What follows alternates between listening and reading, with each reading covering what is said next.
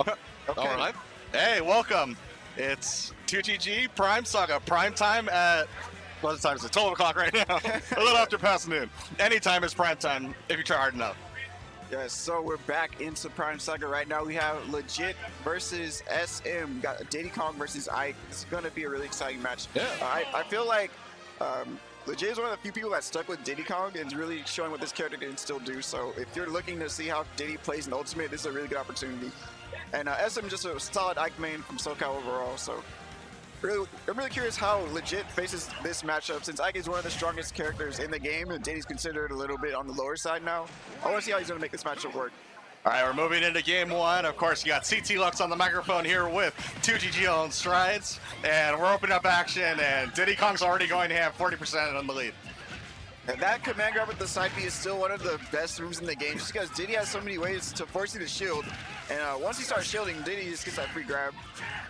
Yeah, they're playing the back and forth, and, you know, it looks like SM's doing all he can, but Legit's got him with his hands full. It's kind of playing against the grain overall. Nice. And just a little more stage control coming out from him, and just doing everything he can to hold on, battling back, and not a bad opening act so far.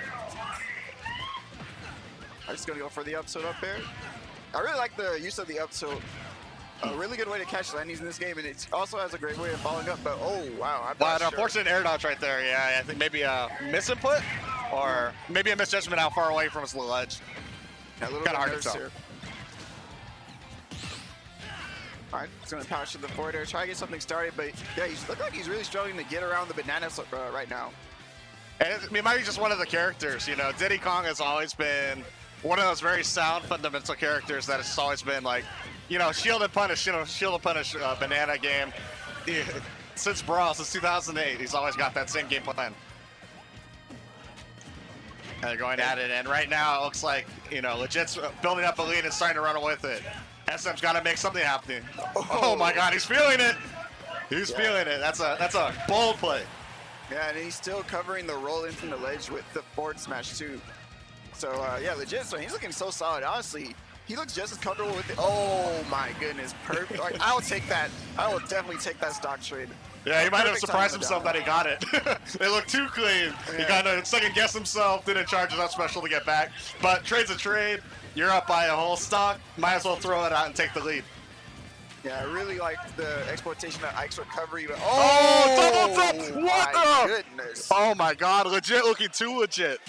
Dude, it honestly looks just like his Smash 4 Diddy Kong. He's going for all his comfortable setups. He still has the great grab confirms. The down airs are all there.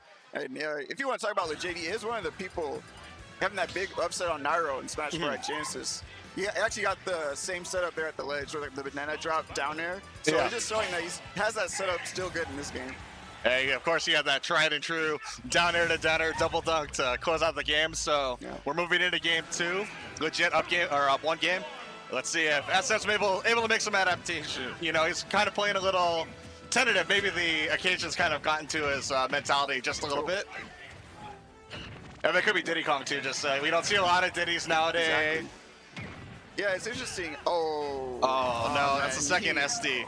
Yeah, he definitely did his side B way too early. That's unfortunate. Yeah, the second SD of the game. Legit already starting off really strong in the game. Giving him a free stock with the SD, just letting him build way too much momentum. Oh my goodness, the follow-up to have the new dash attack, much easier to combo in this game. Yeah, it just kind of, it's unfortunate. Playing against Diddy Kong is manageable, but if you give a character the lead, especially one that can play just, you know, block and punish all day and so mobile, it's going to be tough for SM to make this one back up. And already, you know, the percentage-wise, all things being even minus the SD, Legit's still been in control of this match. Definitely. Oh, nice. Going for that side B kick. Such a really good mobility option and a great hitbox as well. Yeah, it lingered forever. Caught SM by a little bit surprise. Okay, covers the high recovery. It's going to go legs up there. Oh, nice angle there. Goes right past the eruption, still hits him with the barrels. That super game of chicken. There's one charging in, it's like waiting. He's like, I got you checkmated, I'm gonna edge guard it, and they got the barrel blast in. Looking like player one barrels of fun from the old school. And yeah, down tilt the forward air, and oh man. Yeah, it's very impressive how comfortable he looks with Diddy Kong. Like, a lot of people just feel that Diddy Kong was nerfed in the game and don't put the same love that he got in Smash 4, but just showing that his hard work is still paying off here, sticking to his character. Yeah, and the interesting part is, despite the SD and legit coming out to early percent lead, they actually are pretty even in terms of the gameplay. Actually, SM's making up a little bit of ground. Oh, got the banana pickup right there, and he's still running. Oh my god, as soon as he said he's playing him even, he just goes for a run, 70% damn, no problem, and it's still going. Yeah.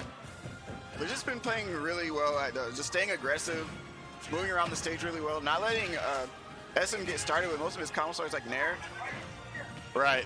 Yeah, and I feel like, I guess the character is really predicated on being able to set up the Nair pressure, and he's always at a loss, especially in the neutral, if if your opponent doesn't let him really get set up into that and play that fear game. Yeah. Oh, the Nana Snipe forward air, man. It's legit too clean right there. Yeah. Just a commanding win overall. 2-0. Very, very nice and easy. Got some assists though from SM with a couple SDs. That's unfortunate for him.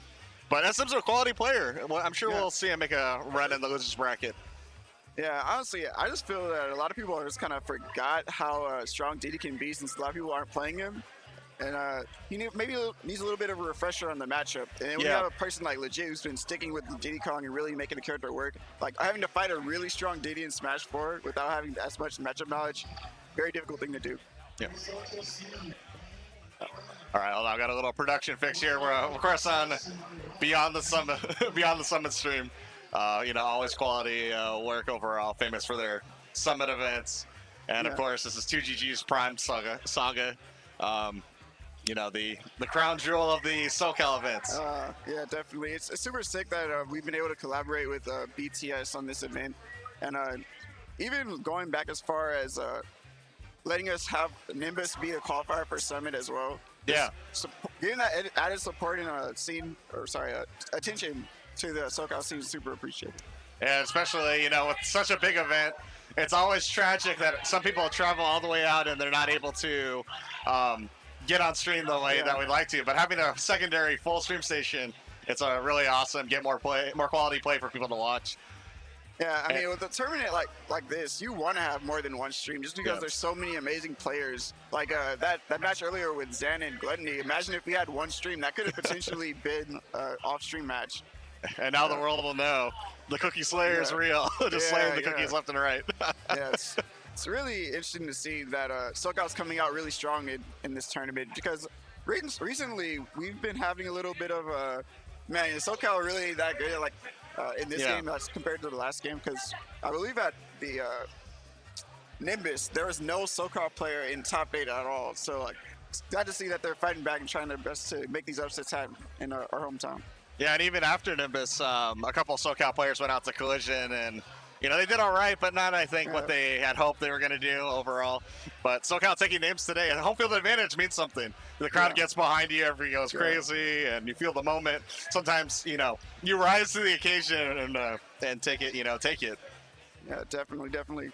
Along with the many top SoCal players, are also super interested to see how these Samus and Zero Suit and Ridley players do as well, since especially Ridley and Dark Samus and Samus, just because it's not as common. Right. And we have quite a few of them. I think notably at Wednesday night fights leading up to the event, quiK actually took the tournament. So kind of a precursor look for him to make a deep run. He's the best player in Germany currently. We got all the Ridleys and Samuses. I ran into Lade, pro tip Smash guy. Formerly Red Halberd. He's Yeah, we have him. Also, Trella is a really interesting study for this tournament just because he is actually undefeated in Texas with Ridley, solo Ridley. So I really want to see what he brings to the table as well. Yeah. Which is kind of nuts to think a character like Ridley is undefeated in Texas where they have so many strong players that can combo really, really well. Right. It's like people turn on training mode and they put on a few characters and one of them is Ridley. This is the combos. Really hope to see that. But before we can see any of that, I actually see the man himself, Salem, making his way to the main stage. Been putting in a lot of work with the Snake recently. I believe he still has Link in the back pocket, but primarily going Snake. And honestly, his setups have just been super clean to watch. Yeah, and I think it's apropos to have Salem here Go dating back into history, like let's take a dive into Brawl and Salem as a player. He was most famous for coming up as a Zero Suit Samus main. Yeah, He exactly. took Apex 2013. Yeah, 2013. Yeah. He had the Miracle Run of the Miracle Run and slayed all the Meta Knights, and you know, took that tournament. Go check that tournament out from way back when. That was really Salem's, you know, full breaking out, and when he went from, you know, a good player to a legend. Oh yeah. And then of course we got to talk about his Smash 4 Evo win as well over Zero with the Bayonetta. He's just been pretty much consistent top player in all the games he's put his time into. So him coming out here to Prime Saga, let's see if he can continue to make these upsets happen and really put himself out there. But yeah, I also like the Snake. Going from like the setup character like Link to Snake, his setups with Link were also really impressive, but now he's going to a character that has even more like depth for types of setups. It really helps him out. Oh. All right, they're getting ready to go into the next match here. They're starting to pick out their characters. And yeah, no spoilers here. We got a Lucina and we got a Snake coming out from Salem, so. Yeah, this is going to be interesting. I know that Music King is using a lot of Lucina as well, so I definitely think that Salem is prepared to deal with this character. Oh my god, early grenades, and it's like a boom, boom, let's get into the game. Salem opening up strong. But of course, Snake, the wrap on Snake is just, once you get Snake in the air and haven't played disadvantage, it can be trouble. Yeah, Salem's already starting off super strong. He's like having the setups everywhere, the bombs to follow up into his aerials, great beer-verse positioning. Like that's the one thing I noticed about all these top Snakes like MVD, Ally, Salem. They use their grenades in it. Oh my goodness, perfect stock with the C4. Yeah, does he have a hurt box? Like he has not been hit. Okay, there we go. Yeah, they use their grenades not necessarily to just throw them at you, but to make you move in the way that they want you to, and then they follow it from there. It's really interesting to see, and it's definitely hard to get around because no other character in the game plays like Snake does. Yeah, he controls so much space with the grenades. And you saw that one ledge exchange. It looked like Fish had absolutely nowhere to go. So, yeah, just a difficult time, especially those that are unfamiliar with the matchup. Especially a Snake of this caliber with all the setups. It's just not a good time overall. He's already in trouble. Oh, man, that'll pick him off. So good. Salem is controlling the stage so well. Like, it's really hard for him to get in with this Lucina and actually get started. I know if Lucina does, you know, get Snake in the air, she can juggle really well, but Salem's not even been put in a situation like that. Look at the beer-verse positioning as well, too. Yeah, he's just not made a misread the entire game. Like, everything is working for him. Doesn't matter what button he's hitting, it's doing damage. Oh, scary position at the top platform. You don't want to get put in a spot where you can just get down thrown up there. Very easy to get a tech chase. Yeah, it really looks like Lucina player just trying to get around the grenades, but every time he swings a button, he's blowing up. Yeah, it's kind of like every time he can navigate the grenades, Salem's right there. Anytime he can figure out Salem, all the grenades are there. There's an up there, and that'll take the game. Yeah, just, you know, sometimes you get caught in the moment. You're playing against a legendary player, and the spotlight hits, and it's 3, 2, 1, go, and you get a little petrified. It's a little tentative in that game, I think. Yeah, that is another factor you have to consider when you're at a tournament with all these top players. You can definitely, like you said, get in your own head because, you know, you're dealing with someone that's well-known, you know they're super good. And honestly, you just kind of have to have that confidence when you go into this set. Like, no matter who you're playing, you can do well. Yeah, sometimes it's about just catching them off guard, come out swinging and hit them hard and see if they're able to adapt. So let's see if Fish can play a little more aggressively and control a little bit more stage. Because the way he's playing to the tentativeness, it's allowing Salem to set up everything, and so far it's just picking up where he left off. And they're going into it. Salem, so far, he's taking about half the damage the last game. So maybe Fish doing a little bit better. Salem looks so comfortable, moving so well. The Snake right here, oh, those setups so hard to get past the explosions, man. The thing about Snake is so interesting to me is that he can ledge trap you from halfway across the stage. Yeah. I don't think any other character can do that. It's just, you know, control so much space, especially when they have all the momentum. And it's just right where he left off. Oh my god. Hey, Salem, take it easy. It's just a boy. Oh yeah, Salem's definitely feeling himself right now. It's like it's prime time. Oh my god, that almost combo. Yeah. His setups are crazy, bro. almost getting the grenade to explode right into the forward smash. Yeah, Snake's one of the characters, man. If you have like everything planned out and you're doing your moves for a reason, not necessarily just throwing them out willy-nilly, he's so crazy. There it is again, making that dare safe because the grenade is right next to his shield. He's just sitting there playing out the platforms off stage. Not something you typically see from Snakes. All right, again with the ledge trap, at the grenade right where he wants him. Trying to see if he can beta jump, maybe go for an up air and an up tilt. Yeah, it just kind of seems like Fish has been off stage the entire game. Oh my goodness. The deadly Nikita. Yeah, not really ever able to play neutral. Just grenades hitting every time he gets set up. It's rough. Oh, the last hit in there, connecting another parry into the forward tilt, into the C4. Yeah, Salem's firing on all cylinders right now. Ooh. Yeah, it doesn't matter at this point. He's built up such a much lead. It's kind of just, he's working on his combo video at this point. Yeah, I love it. I love the Z drops, the B reverses, just putting the grenades in all these tricky spots. So difficult to really just read where he's going to go next. You have to worry about this Nikita too. Yeah. And that should do it. Yeah, there you go. Salem commanded victory. Yeah. That was a 6 stock, right? Yeah. Yeah. I think so, yeah. Oh, definitely the first one was 3 stock for sure. Low percent. That was a little higher percent. I think maybe Salem played 1 exchange in that entire set and disadvantage, which is not the recipe for victory against Snake for sure.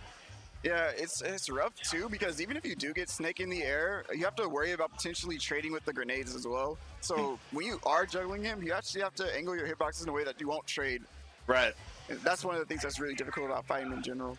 And I think on the flip side of that, though, Fish looked like he was aware of that, but maybe almost too aware of it, because you saw a lot of, he's throwing out Lucina forward airs and trying to feather it just so gently. And there are some situations where he probably should have just gone in and just go for it.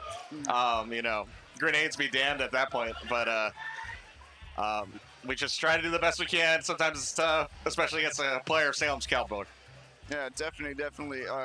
There's quite a few really good Snakes here at this tournament, actually. Allies in the building, Salem. We have a few of the top SoCal Snakes by like Johnny Westside and Key. So if we're lucky, we'll see more of Snake on stream. He's definitely a crowd pleaser. Definitely built for prime time for sure. Definitely. All right, so it doesn't look like we have another match set up yet. So let's talk about some SoCal Smash. So this is what we were saying, the crown jewel of SoCal Smash, the regional national tournament that 2G puts on every few months. But of course, if you're watching at home and you're in the SoCal area, SoCal has a tournament literally every day. Oh yeah, it's crazy. Some days, like 5 tournaments in one day. Like I think Thursday now has like 6 locals.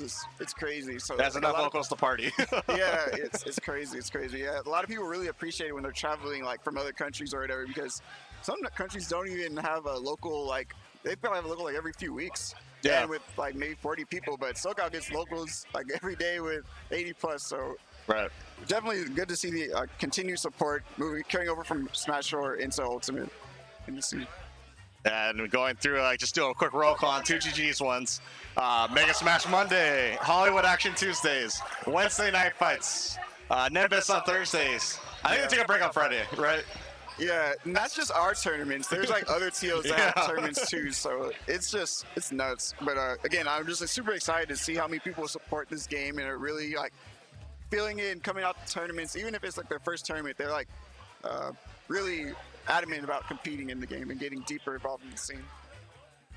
And of course, if you're still at home as well, we're on day 1 of a day 2 tournament, so you still have time to make it out. I think they're selling spectator passes at the door. $20? Yeah, I believe so. Yeah. And that line is still super long as well. Like people are pouring in. Like we already almost have like 4 people in this room alone, and people are still waiting to get in. So that's super sick to see people are excited for the first Saga and really showing the support for this game, because there's so many sick players here and underrated characters as well too. Yeah, it's just the building. The energy here is amazing. There's a full crowd seated. Everybody's playing their tournament matches. If you go across the hall, there's a full friendly room.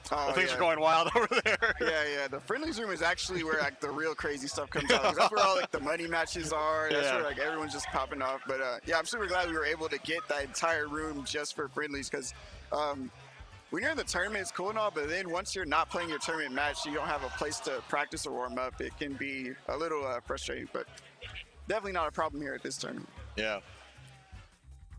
All right, so who do you have to win it all? Who do I have to win the tournament? Yeah, who do you have to win it all? Dude, so I was thinking MK Leo or quiK, but after seeing how Shuton played yesterday with like the 3 stock on MK Leo, beating him in 2 sets, even beating Zachary, I think Shuton's also a super good candidate for winning the tournament. Yeah, I can't disagree with any of those. I was gonna throw in quiK as a dark horse into this tournament. It's gonna be that's my dark horse prediction. Chat might eviscerate me for throwing that out there, but I have a feeling. I just like one of those gut feelings. So let's see how he does. I would love to see a Metroid character get into the top 8 or just like get really far in the bracket. Like I really want to see, like you said, quiK. I really want to see how YB does, the amazing Dark Samus from Japan. There's quite a few, but is Mars here? Oh yeah, Mars is here too. Mars is my pick to win it all. He's gonna break the curse. I can't ever root for people to break the curses because it's like it's taken so many tournaments. So yeah. So if you're following at home and don't know about the 2GG curse, they run a tournament theme to, you know, celebrate specific characters, specific players. Every time they've done a Saga, the person they're celebrating or the character they're celebrating or the game they're celebrating, they don't win. They don't win. They don't win. Mr. R got really close. False got really close, but second's the highest that anyone's ever gotten. But I don't know. Like I always say this every time. Like we get so many stacked representatives for the theme that I think, okay, this is definitely the one. We have like every best player. Like someone's gonna do it, but it's just something happens.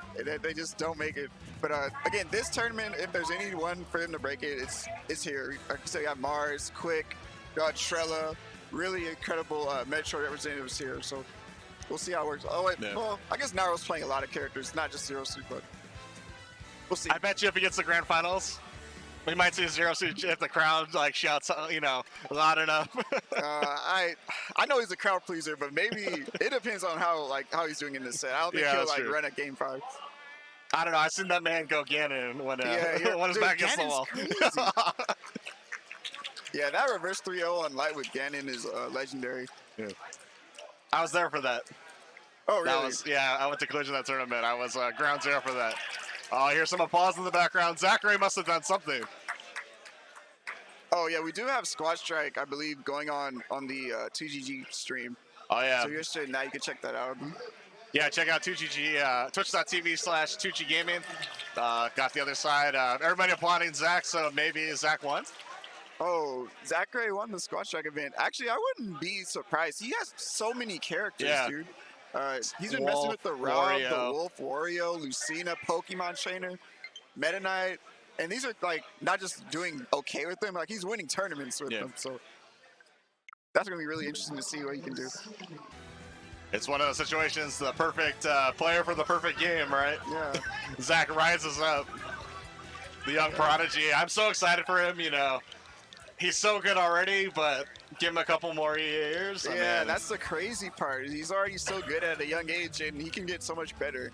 Same thing with, we have Prodigy here too, the Mario player from NorCal.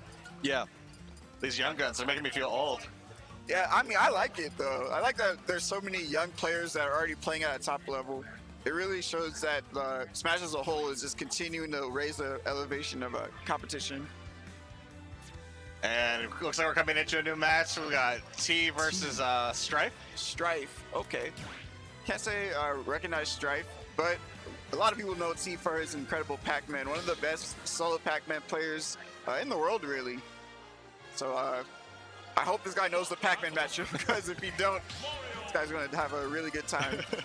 He's got a Mario, so that's a good first step so far.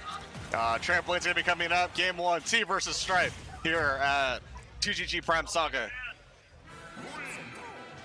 And they're opening up on Battlefield. You know, seems pretty solid. Oh, maybe a button check? Either the most advanced neutral I've ever seen in my life. Funny thing is with Pac-Man sometimes is he hardly approaches. It might be. It could be a match. Yeah, T exercising great patience in this button check. Just holding it down, you know. Shout out to Strife, just playing off stage furiously. Oh, an SD. Okay, Just kidding. okay. Just kidding. All right, they're button checking.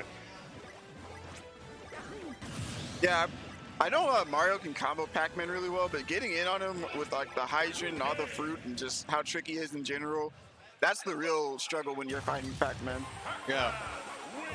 I think the other struggle is, you know, if this game is a test fear, ignorance, and greed, ignorance tends to come into play against Pac-Man. Sometimes you don't really know what's going on. Mario's a little more straightforward. You kind of know what's going to happen, what they're going to go for. But Pac-Man's a whole other element sometimes.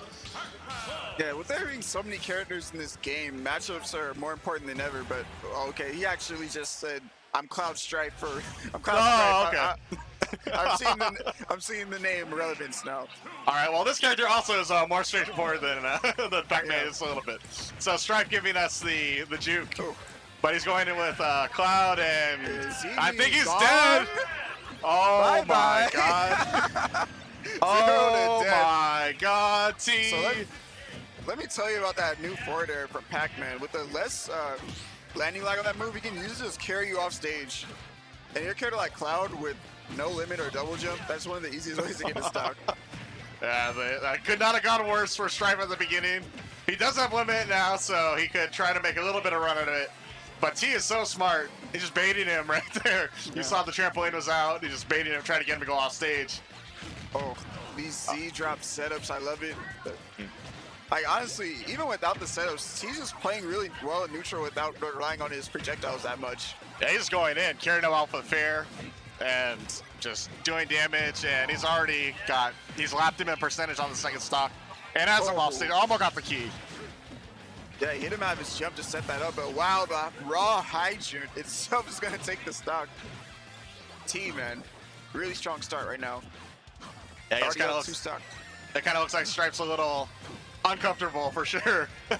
Kind of what we expected though. Not, you know, that player that is comfortable in the Pac-Man match is, they know something about the universe that we don't, for sure. Yeah, Pac-Man's such a wacky character in general, and then you're going up against one of the best Pac-Mans in the world. That's by the time you figure out one of his tricks, he already has like 5 more ready for you. And Pac-Man as a character really just kind of defies conventional Smash wisdom. You always want to like try to juggle your opponents, but you got to be conscious of hydrant coming down. Yeah, you know, he just floats around off stage, no problem. It is always just a riddle. Knight's gonna hang behind the hydrant here, gets the key in place. Another tech chase with the fruit as well. T, man, he's so good at being patient with his aerials. Like, he'll jump in their face, see if you do a defensive option, then he'll swing.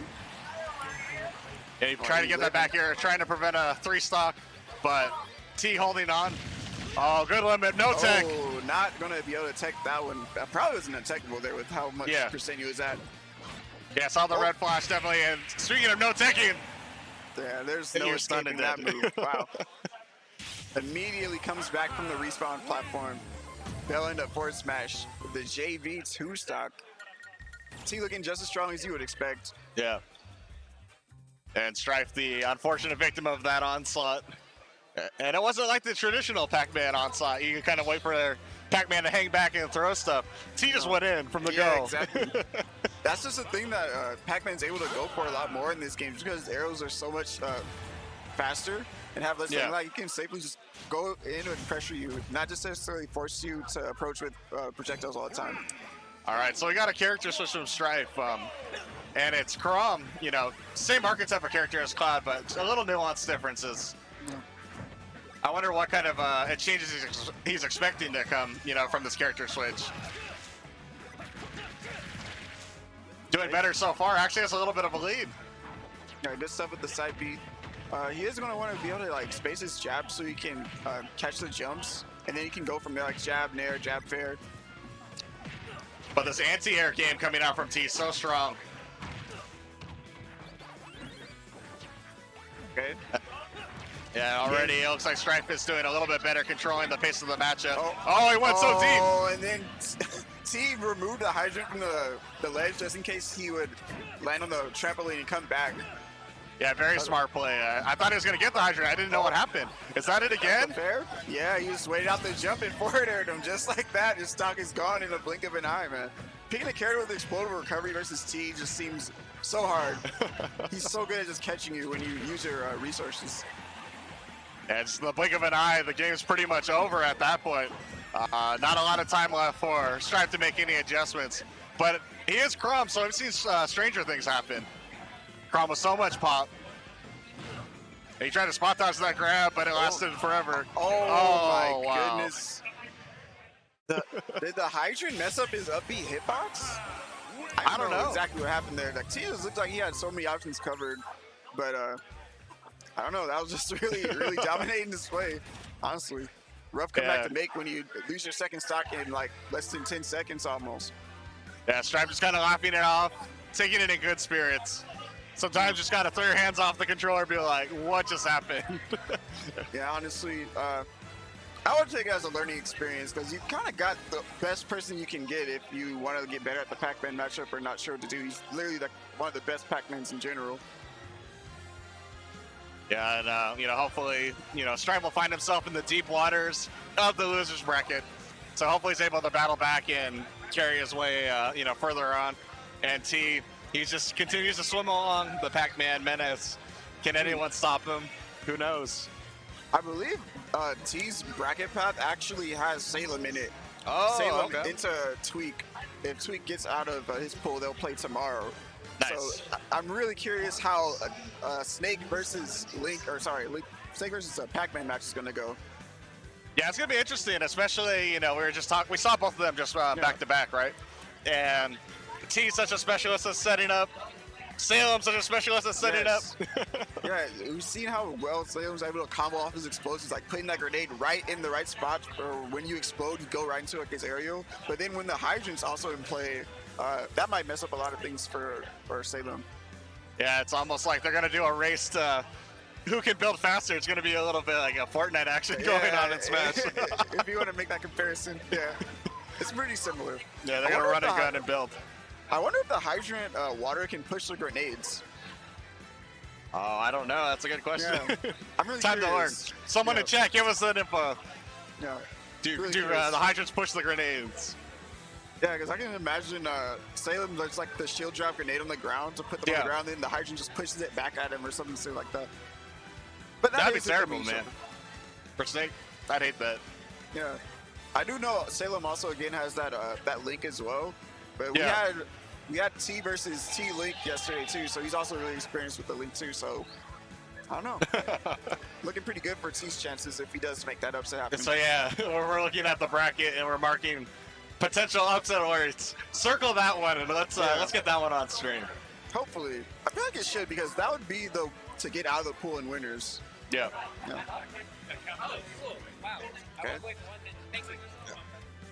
I believe getting Captain L next. All right, Captain L.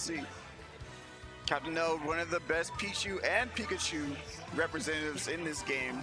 I also have that Puff as well. I don't know if he's playing much of Puff in Ultimate, but really great player, really consistent player, one of the best in Canada. And also has to be in the conversation when you're talking about best Pichus, it's not just like Esam or Void. He's right up there with the character representation. Also has an amazing YouTube channel. Yeah, his content's so good. Yeah.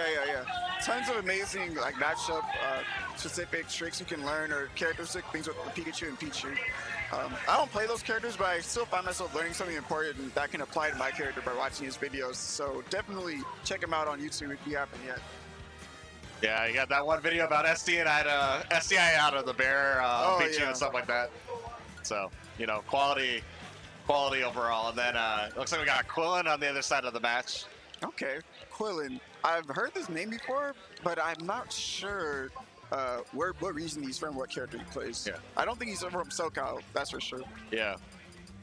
That's always the tough part about all these, major international tournaments. It's always hard to keep track of people, right? Yeah. But I definitely appreciate it. It's crazy to think that there's already like 5 different countries represented at this tournament, and it's not even like an Evo or like anything like that. One day, it'll be there soon. We're building. We're building. We're getting there, right? We started from the bottom, and you know, in the fires of Gardena, and then they're building up. We don't talk about that. We don't talk about that. Yeah. Now we're bougie in the hotels. Yeah, dude. Hotel for local. Like MSM is also in this venue, by the way. So yeah, that's such a huge glow up. Definitely appreciate La Mirada Holiday Inn for having us and hosting us.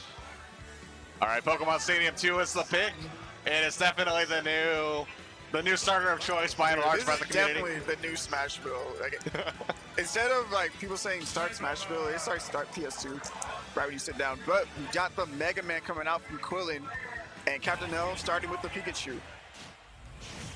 That's gonna be interesting to see how this plays out. I know that going back to Smash 4, Pikachu and Mega Man was an interesting matchup for sure.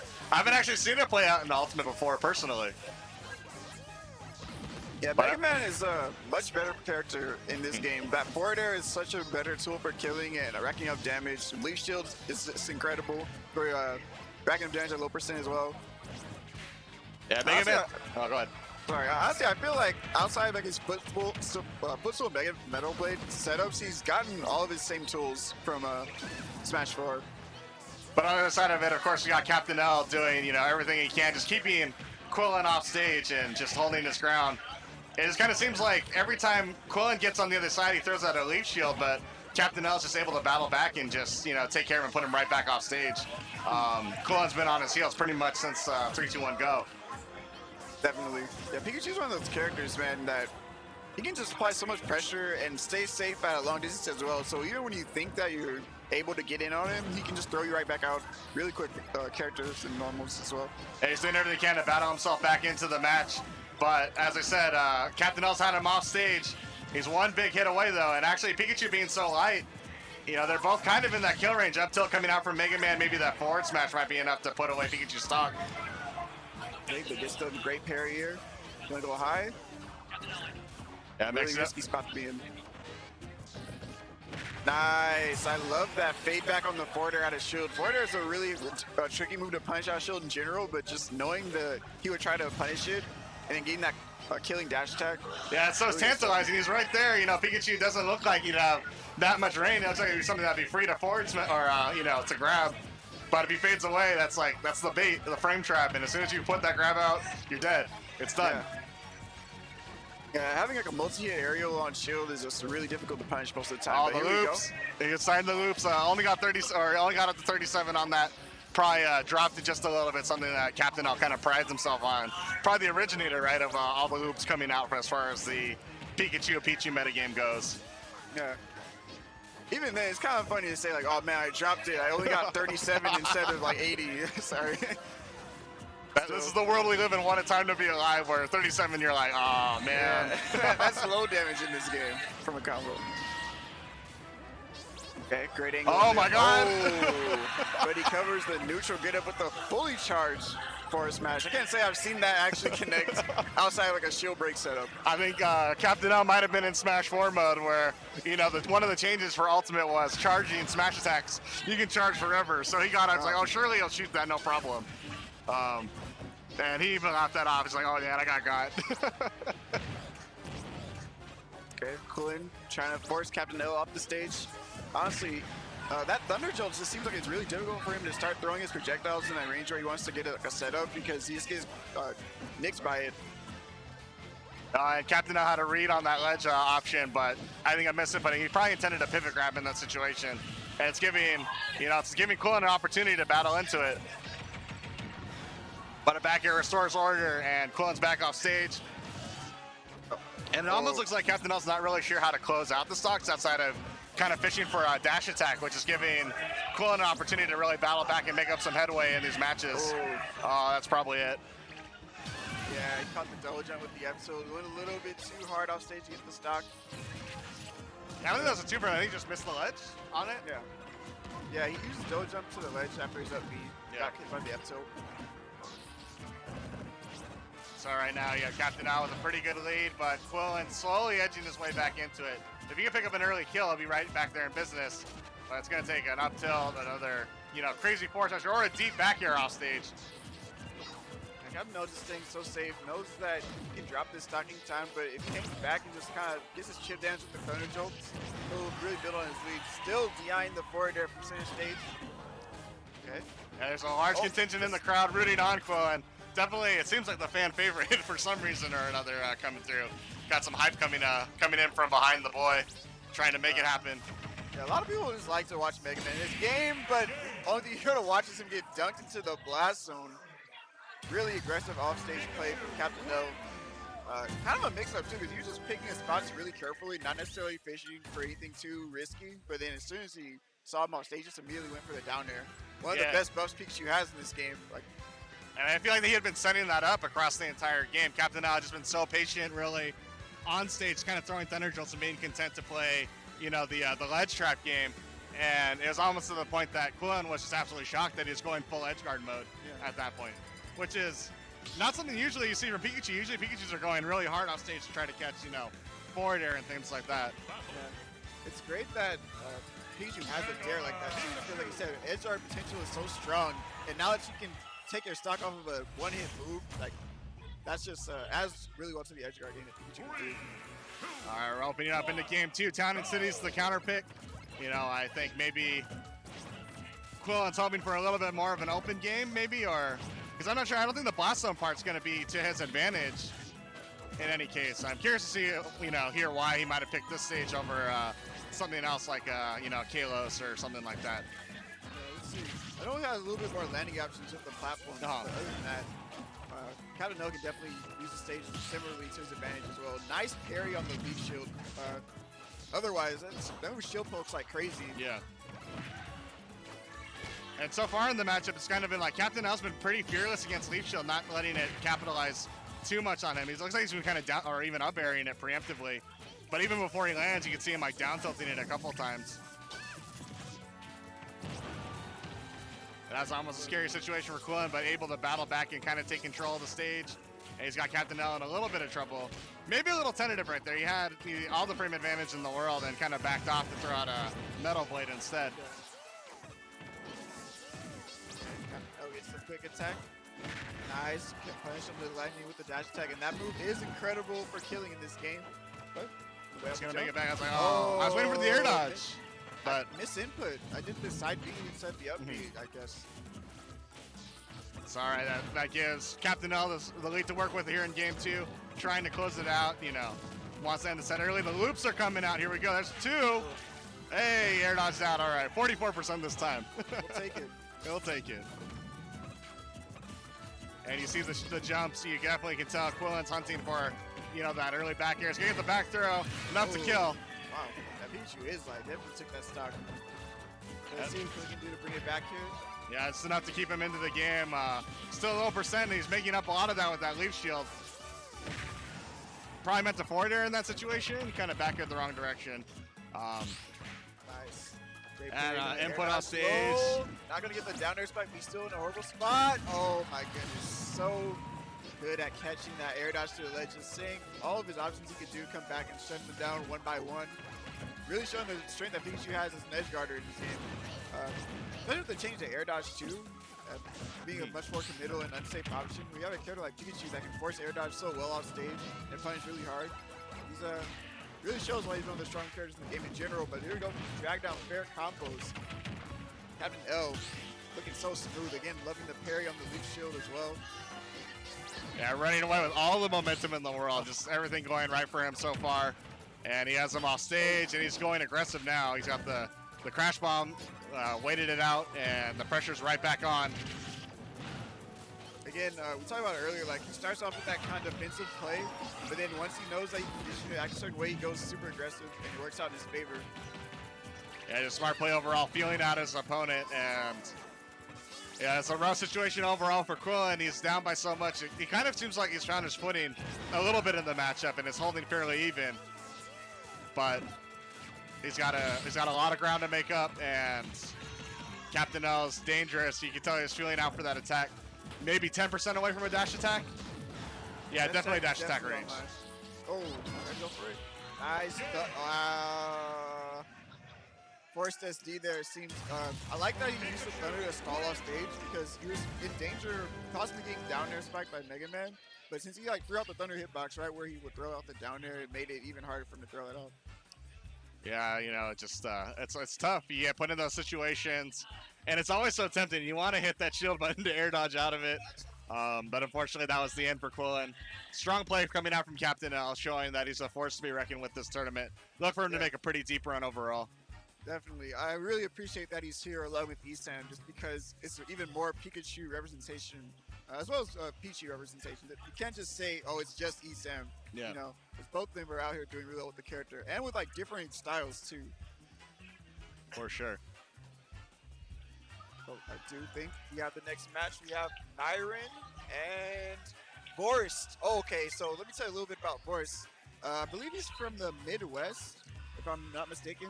But he actually upset one of our PR players in pools, round 1 of winners yesterday, with the Samus. So this is one of the Samus representatives on the stream. So for the first time, I believe, at least on our block anyway. He's got the crowd behind him, but the curse against him if he's a Samus player. And of course, on the other side, Myran is starting to become a household name in this competitive game. His Olimar has been run at Frostbite. Really great stuff for Myran, even beating Shusan in the Ditto and that amazing Richter match we had. I believe he got 4th at that tournament. I'm not sure, 4th or 5th. But yeah, I think it was 4th place. One of the highest placements at like a 8-tier tournament, nothing to scoff at. And Olimar is just so strong in this game in general. So I really wonder how Vorst is going to approach this matchup, especially playing a zoning character like Samus. Yeah, it'll be interesting, and that's kind of a tough situation because I think Olimar's probably going to be able to outcamp Samus in this.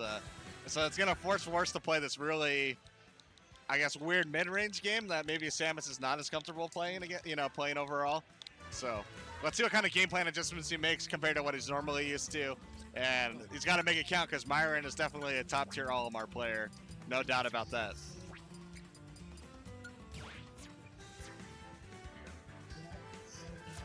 Yeah, actually, now I think about it, this tournament has the 3 best Olimars. Shoots on the Buzz and Myran are here. I'm sure the crowd loves that on the stream. Oh man, we might have some Olimar Dittos later on for you guys. That's where the intricacies come into play. The Pikmin line and all the fun things that no one really is able to pay attention to. The Olimar players just see something in Smash that we'll never understand. Pikmin management aspect of the character I still find super interesting just because you always have to change up how you approach the match depending on what lineup you have. Very interesting. But game 1 on PS2, Vorst versus Myran. And you're right, going straight to that Samus, so, trying to feel the moment. It's Prime Saga, give the crowd what they want. And so far, it's, pretty slow start. It's what we expected. Both players just feeling each other out, trying to get the wall going. I think what'll be interesting to come into play is, on the projectiles, which ones get eaten by Pikmin, and which ones make it through. And then on the other side of that, of course, Olimar being such a small character, trying to contend with that side of it as well. I'm curious if Charge Shot counts as an electrical property. So if it does, then the yellow Pikmin actually will stop that as well. Yeah, I think we'll kind of know if Myran ends up with 1,000 yellow Pikmin. Yeah. Or on the other side of that, it might be, more the crux of responsibility on Myran to just kind of make sure he gets rid of those yellows. A big purple out smash. Okay, nice. Gets the backer off stage. See, catching this recovery. Great forward air, keeping him in disadvantage. Goes a little bit high. Oh, right to the ledge. Myran just drifting in and out on that upbeat. No checks. He's though, but nice screw attack. Got him right off him and actually killed at 94%. Yeah. I did not know that move could kill that early without like an up air to the top of the screen. I've been forced in. He did that with full courage because if he whipped that, Myran had a purple online and we're dead even here coming into the second stocks for both players. And they're trying, he's already got the forward smash online. Here we go, the combos. And Olimar does 45 damage faster than anybody in the game. So quick, up smash, any aerial. Have fun being at a halfway death percent. Yeah, it's not even just the up smash. The math one is just a down throw No, forward smash, a grab, a down throw, and a forward air afterwards. Oh, did he DI on stage? That was a good. Yeah, DI'd in on stage and also got the roll into the tag. But a ballsy option coming out from, you know, from Vorst. Yeah, doing his... Oh, sorry, Myran's... Oh, man, Myran's just going to get a shield break with the purple. Oh, yikes. Yeah, he took a second there to farm his Pikmin and pull out a blue first before the purple smash came out. Yeah, that was really good from Myran. Honestly, it's so hard to get around up smash on shield. When it hits your shield once, you just want to get out of there because if you try to do something or hold shield too long, it's just such easy shield break. Vorst maybe kicking himself a little bit. That's been his opportunity to get some mileage in the matchup. As soon as Almar's off stage, he's been going aggressive in the edge guard. Probably knows that's his moment to capitalize. Okay, screw attack not going to kill there. Does again force him off stage with a slight charge. Not going to get the snipe he's looking for though. Oh, goes way too hard on that edge guard. Puts himself in a really bad spot. Perfect position to get forward smash. Yeah, hit him with that 2008 landing there to forward smash. Spinning thing, the smash attack. Almar points yellow stick at the bad guy and takes the game. Yeah, still a really good setup in this game. And something he has to rely on too, just because when he's landing, all he can really do is whistle, air dodge, and throw out that nair. And he's, I don't know, all those are really punishable. But if you have a really good mix-up and like kind of just go behind their shield like a landing nair, you can get some hit confirms from that. But Myran getting the first game. Honestly, Vorst was looking really strong. Just a few little slight mess-ups that put him in bad spots, cost him that.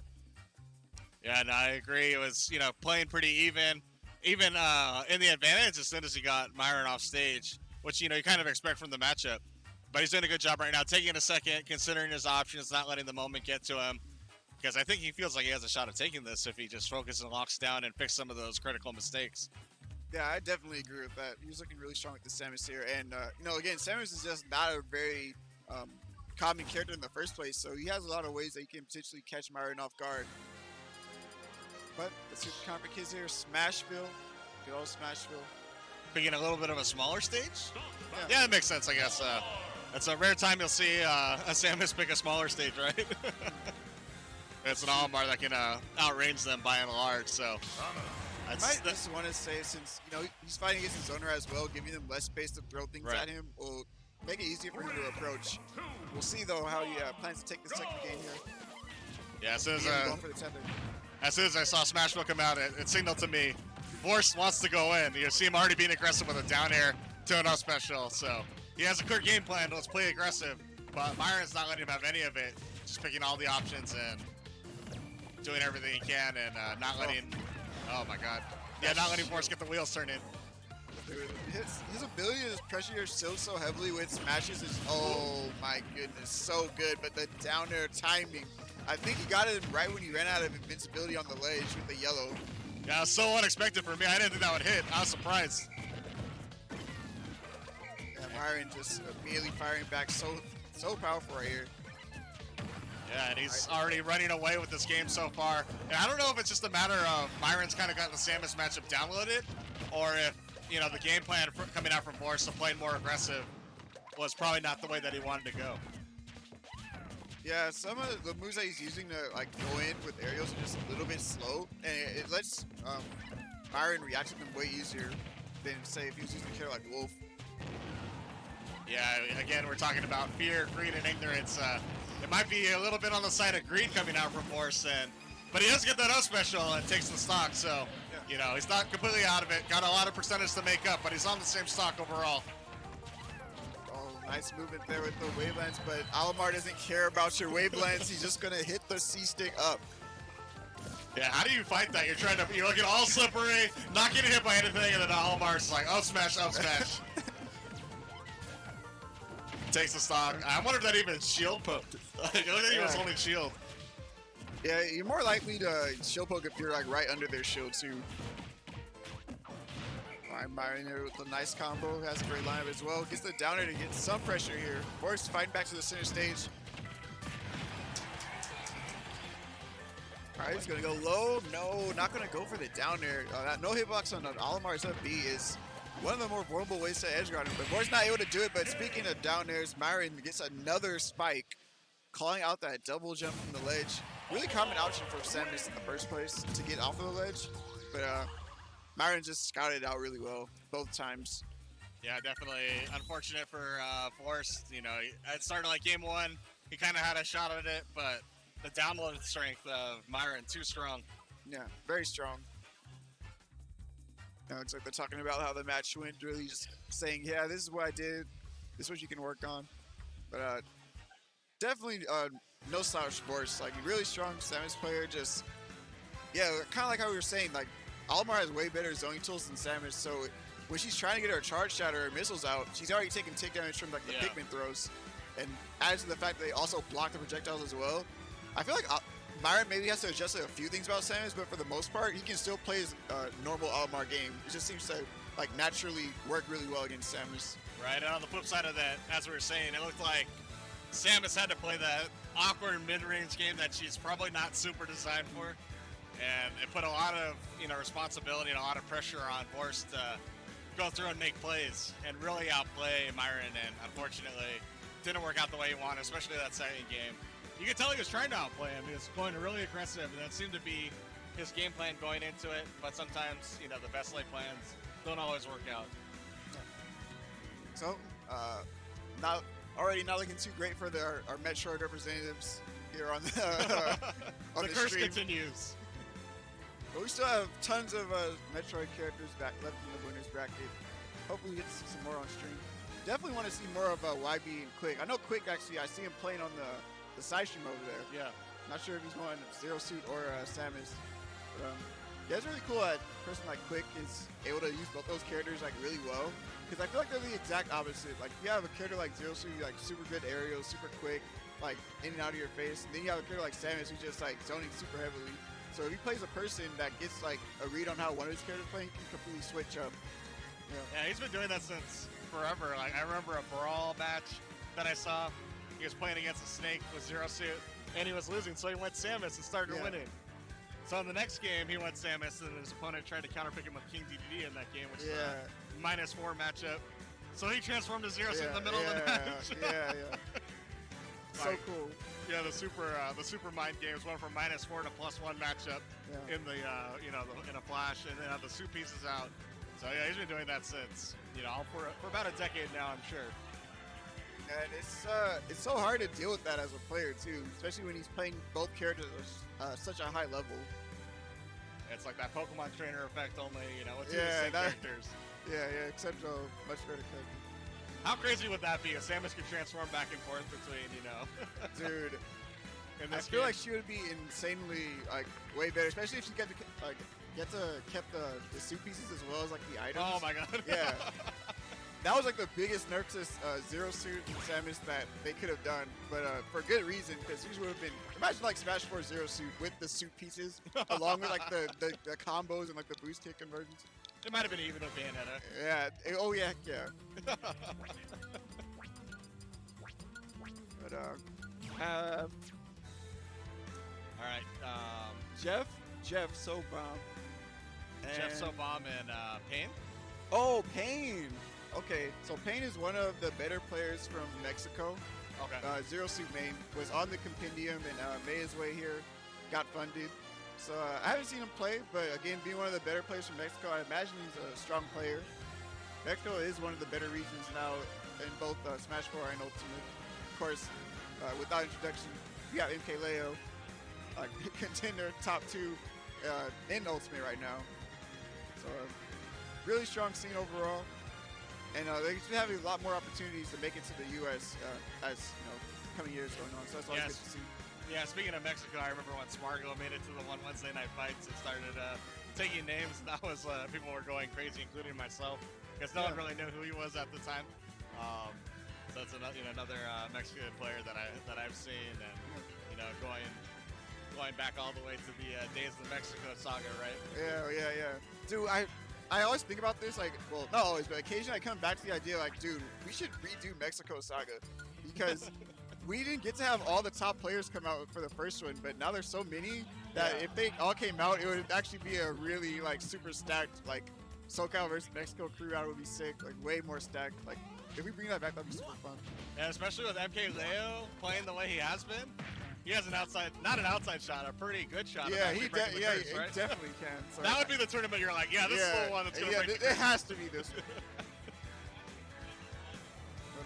But let's see how Pain does against here. I know he's a great Zero Suit player. I'm not sure who Jeff uses, but I am curious to see how all these different Zero Suit players approach the character. Yeah, I've seen Nairo pull out the Zero Suit a little bit, but mainly it's Mars really showing what the character can do. Yeah, that's true. And it's, you know, as a character, she's been kind of an enigma. People thought at the beginning she wasn't as good. And then Choco started taking names in Japan. And you're like, oh, maybe there's something to this, but they didn't really think much of it. And now we're like here at this point in time, and there's so many Zero Suit players coming through, all of them having, you know, relatively good results. When Mars is on his game, he's probably the best player in the world when he's on his game. Yeah. So it's a good time to be a Zero Suit Samus main, but a bad time for trying to really label down exactly where she is on the tier list, because it kind of largely depends on the player that's using her, right? Yeah, exactly. I feel like she's had a little bit of a shift in this game. She's went from being kind of like grab heavy and smash forward, and now she's just way more mobile on the ground, has way better normal moves, and can like combo a little bit more outside just going for grabs. Oh, what? Okay. Ditto time. 2 blondes on the screen. All right, they're doing some quick button checks. And I'm not sure who is who. Yeah, they're just throwing us for a loop right now.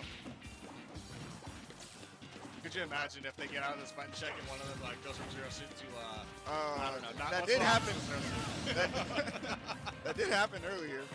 Yeah, Strife went Mario on the button check, and then not trying to tip his hand in the blind pig.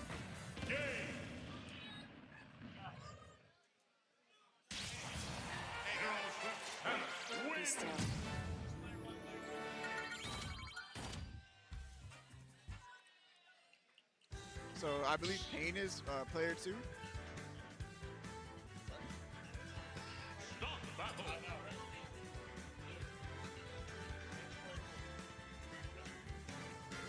Got confirmation. Pain's player 2. I think Pain's player 2. Pain in the gray. And here we go, game 1. 3, 2, Zero Suit Samus Dittos. See how this goes. I do think one thing about Zero Suit that's really changed in this game is for side B being returned as a kill option, and that new forward air way easier to combo in this game. Yeah, definitely in the neutral, just using a rising forward air covers a lot of options. So it'll be interesting to see, because, you know, I think in terms of RPS, Zero Suits, they like to short hop the setup for that neutral air, because that's where they get a lot of mileage out of follow-ups. But that rising forward air is the counter to the delayed, landing neutral air. So we'll see how they're able to navigate that RPS. And you see the Zera being mixed in to cover a lot of those options as well from a longer distance. It seems like Sana's using it a little bit more often than Pain is. Pain kind of going for that more traditional method of just going in hard with that forward air. All right. Pain knows spacing really well around what Jeff wants to do. Oh yeah, I felt that boost kick coming. One of her more common out of shield options, and one of her main kill setups too. Okay, tech chase? No. Nice. Maybe you didn't know that the tech chase situation was about to happen, because you saw him standing up for a bear follow-up, just didn't know about the platform. All right, and looks like Jeff's off stage. Looking really strong right here. Going back and forth. Nice, a nice cross-up there on the shield, and then immediately got the shield hook with the back air. Jeff taking the first stock. And Pain a little bit on the ropes, and, you know, a lead doesn't mean a whole lot until they start getting the wheels turning, the damage is happening. Ooh. Yeah, that's definitely going to kill, even from full screen. Jeff's trying to feel himself a little bit too much, going for a pivot grab. Yeah, run through pivot grab, a smash 4 off. Oh yeah, you can't do that run through pivot grab anymore, bro. I feel like he was going to go for a run through pivot grab, back throw, down B as a mix-up option, but can't do that in this game, unfortunately. Yeah, sorry guys. Tech chase? No. Still gets the back air though.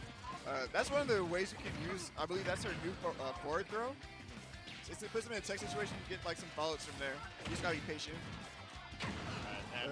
speaking of Payne using that to make this match way more in his favor. Yeah, doing a good job of battling back as it's starting to look a little one-sided. Whoa, wow. Really great trade for Payne. I mean, he wouldn't get like a death from being buried like that, but he still got the down smash out in time. And he couldn't get that much damage on Payne because he was already stunned from the down smash. But doesn't get the berry animation on that flip jump. They might be fishing for it at this point just because flip jump, oh wow, no boosting out of the parry, honestly. But that up smash is a kill option as well. Yeah, kind of caught him sleeping. You know, it's like Jeff had a little bit of autopilot with the flip jump back on the stage. And Payne being the crafty zero suit main, knowing how to counter that option, just threw out a meaty hitbox. It was out there for days, and up smash took the stock. Okay, go for the back throw here, see if he can wait out his jump. Payne's playing smart though, not giving him what he wants. Jeff though, down smash catch the neutral get up. I'm super surprised that Payne committed to that neutral get up when he was charging so long. Yeah, I could have gone for anything, like maybe a get up attack, or the that let's drop flip jump and go for the berry. Yeah. Very surprised he let Jeff get that setup, but great stuff on his part, keeping the game super close. But drop shield on the last part of the side B. Now I believe if you hold the side B, it pulls them in above you. Get combos double nair. Oh, not gonna get the spike, but that is a good hit from to get the edit damage. Rolls past the down smash. Probably what Payne should have done earlier. Good empty hop into the landing grab, and Jeff's got his work cut out for him, but it's not out of the question. Get a couple more. Nairs the bears. Oh, going deep off stage. Oh, barely grabs the ledge in time. All right. Payne setting the ledge up here. Flip jumps past the down smash. Boost kick. Is that enough? Yes, it is. Game 1, Jeff over Payne. Very roller coaster of a match. It looked like, Jeff started roaring out in front, and then Payne battled back to take the lead, and it was kind of pretty substantial lead. But Jeff held it together just long enough to steal a victory out on game 1. Oh yeah, really close match there coming up for Jeff. I like the choice of the flip jump to punish Payne's down smash to the ledge. Just caught him sleeping, got the berry animation to the up B. I didn't see what stage they're going to. Maybe Smashville? Yeah, they're going to Smashville. Looking for maybe a little smaller stage, and they're just going at it right now. And of course, Payne wanting to come out strong, send a message. He dropped that first game after having such a lead. And of course, if you're on Jeff's side, you have house money to play with. Time to be a little flashy, We saw him starting to get the wheels turning, get a little, start feeling himself and start feeling the moment. Oh, it's definitely working out for him, man. Honestly, I feel that his aggressive play is throwing Payne off just a little bit. Gets the forward air shield. Nice trade there coming out from Payne. Still spacing out where Jeff wants to jump in neutral. Nice. With the grab tech chase. Oh, just goes for it. Don't blame him at 91 by the ledge. Might kill the. Oh my goodness, watch out for that flip jump spike. Yeah, if he got that, that would have been an amazing play. Had him off stage and try to track him down. Oh, nice timing. Oh, and gets the spike out of it, Jeff. So clean right now. I feel like they're going even in the neutral though, but when it comes to punish game, Jeff is just slightly edging out Payne. He's getting his kills. We saw two similar situations where they're going for that, the spike off stage. And in that situation, Payne didn't get his spike, but Jeff did, and that's the difference. And even a very good side special to clean up that stock, caught the landing option. And yeah, not a bad 0-0 Samus did. These players so evenly matched going at it. Tech chase? Nope, doesn't get the roll in, but gets spacing on the stage. Jeff staying safe. Oh, nice. The second hit of the forward air. Gets the pivot grab as well. Yeah, Jeff doesn't turn up the jets. Nice. Okay, there you go. Back there. Okay. He needed a little bit of momentum. It's starting to look like, Jeff was starting to pull away just a little bit. But Payne holding his own, doing his best. Gets the grab. Here we go. He's got him in a tech chase situation. Nice. Great use of that forward throw to just get right in his face. Make him keep guessing where he's going to go next. But the last hit of the up smash. Jeff's in a good spot. Nice tech on the flip jump kick. Oh. All right, here we go. Staying under him with the up airs too. Needs to get up attack to relieve some pressure at the ledge, guys. Look, kick out shield. Nice. Great parry. Oh, the trade. And so far. Every time they needed it in the match, both players have answered the call to keep themselves in it. But it looks like you have Jeff reaching just a little bit too hard to try to battle back in. He's got to do a couple more hits before he can really get a solid kill opportunity.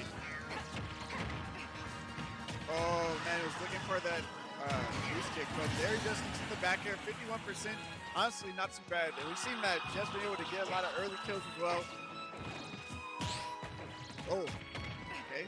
This is grabs him, jab him off the stage, see if he can continue to apply the pressure here. Oh, like, spot dodge is covered by the up tilt.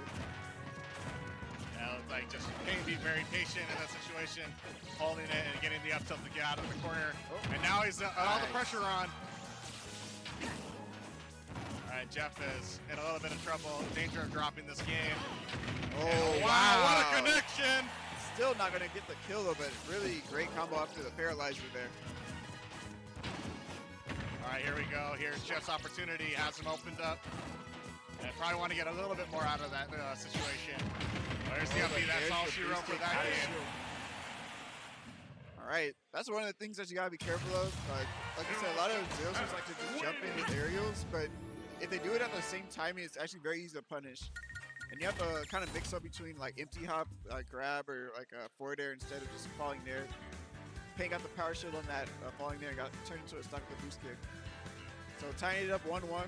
Honestly, Payne not necessarily changing up his initial strategy from the first game, just being more clean and getting his punishes. Yeah. Let him get that victory there. I think he has a little bit of momentum. You saw him get that up air connected directly to the boost kick. Maybe feeling a little more confident about his play, playing with a little bit more precision.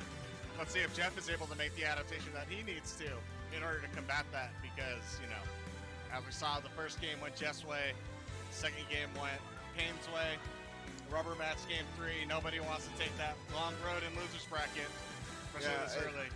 Yeah, I really, especially for Payne being one of the players that got flown out from the compendium, definitely don't want to go out early in pulls, because, you know, flew you out, came all the way from Mexico, lose early, it's not a good feel.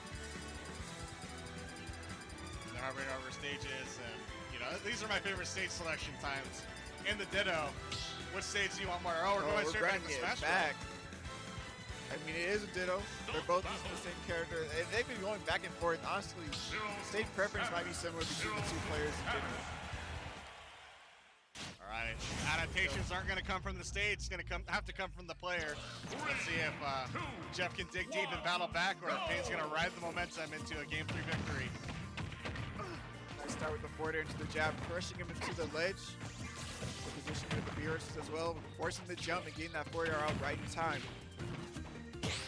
There he is again. He knows that nair timing on the shield really well. Yeah, you might, if you're Jeff, you might want to start going back to a more grounded game that you're using game 1, because it looks like Payne's got you keyed in on the landing timing to parry. Yeah, we already saw earlier that parry led to a boosted guy's shield, so if he just keeps going for that, it could eventually lead to him losing the stock. Yeah, Payne just kind of playing it safe, waiting back, holding it even, and Jeff just, you know, short hopping left and right.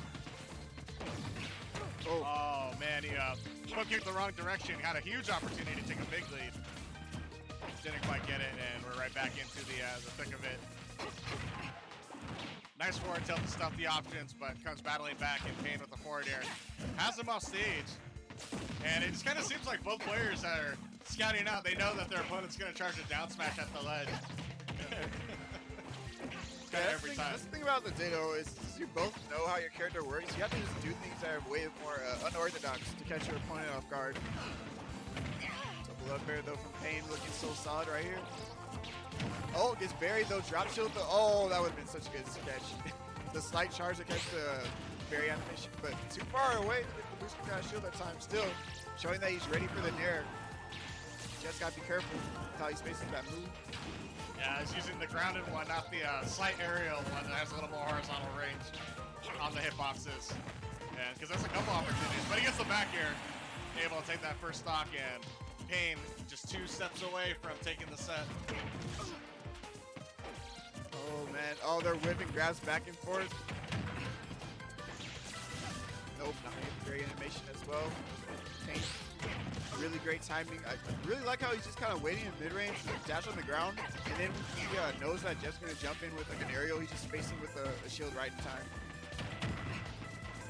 And getting a lot of mileage, just stuffing out any aerial approaches with forward air, kind of like we were saying. He knows that just the game plan is trying to get a high mileage landing neutral air, but forward air preemptively stuffing it. Right there, same situation, just on repeat. Wow, the perfect spacing on the neutral get a punish with the side B. Yeah, Pain's spacing has just been right outside of range where Jeff wants to jump in with a move. Been really helping him out to stay down in the set so far. Yeah, it looks like, all right, so there's some adaptation from Jeff going to that Zaire to beat that forward air. But of course you have Pain just holding the momentum and just dash right in underneath the Zaire to get a grab. And it seems like so far this whole entire game, Pain has been one step ahead of Jeff the entire time. Yeah. Really good adjustment right now for Pain. And this is a situation too where your opponent is behind, so they start throwing out way more punishable things to just get the kill. And the way that Pain just plays so patient, like big punish style, that's just really hard to come back against. Just give me really minus the berry though. No room for Jeff to make a comeback. Gets the up special off the berry. So hope burns a turtle, but 91% on your last stock, with your opponent with 2 stocks left. And Definitely again, not where you would be. And again, the way that Pain plays, he doesn't necessarily go for anything that's super risky. So even though he's like winning and you're forced to approach, you're not gonna just give any free openings on him. He's gonna wait patiently and wait for that opening to get the stock. And does a very good job letting the game come to him, not force the issue too much, except for that YOLO, Yeah. YOLO boost hit right there. Yeah, he's at low percent, so even if he did get punished for it, it wouldn't be anything too crazy. Okay, got the roll in. Oh, not able to get a follow-up. Yeah, he probably didn't know that was going to hit because he probably thought he got rolled behind. Check this, he can boost it. No. Oh, but just back airs him immediately. Even though he got hit by the berry, he just didn't have enough grip advantage to really follow up. And Pain's going to take that one 2-1. Honestly, just adapted really heavily from the first game. Might be the type of player that like needs a little bit more time to get warmed up and really adjust how his opponent's playing before he can just get super comfortable. But great stuff to Jeff. I hadn't heard of him before, but he definitely gave Pain a rep for his money. Showed that he's no zeros to be slept on. Yeah, you know, did some really good job getting some punishes. It just looked like the adaptation of Pain preemptively forward airing in the neutral repeatedly. That was just kind of the magic bullet that took Jeff out of it. I think we're immediately getting into the next match. That is SlayerZ, one of the better Peach mains in SoCal, going back from Brawl. Haven't had much show out in the Ultimate so far. He doesn't get a lot of chance to come out to tournaments, but he is one of the Peach players that just has some of the best movement, really great combos, and I'm always interested to see how he does with his character. He's pretty much solo Peach for a very long time. He had that one really classic match with Void early on in the metagame, like one of the early SoCal locals. Yeah, that was at SoCal Regionals, actually. He was able to take that set up with Void. Also has a lot of great sets in Smash 4 2 at Genesis. But again, I haven't seen him play Ultimate. And Peach, though, is like insane in this game. A huge buff from Smash 4. So I have a lot of high expectations for SlayerZ to perform well right now. Like, I feel like the Peach mains got like such a huge buff because their character got buffed, but the way they play Peach hasn't necessarily changed. It's just the things that they do really well just got better. Yeah, instead of it, being 0 to 40, now it's like the clockwork 0 to 65 combos every time. Yeah, I'm definitely looking for that, like the down throw, down tilt triple nair to like fair off stage. You're already at 80%. Yeah. And on the other side of it, I think it's this is Fast Sanic. Fast Sanic. Too Fast 5 Sanic, I think. It's so hard to read his name, but it's backwards. I'm going to go on a limb and say he might play Sonic, but we'll find out together. I've seen this guy play, and he used like Luigi or something. Yeah, I think he's one of those guys that like, oh yeah, my name is Mario, main 5-5, but I play like Wolf or something. Nice. Yeah. Well, we're learning together for sure. But this is pretty far in the pool, so he definitely made some upsets.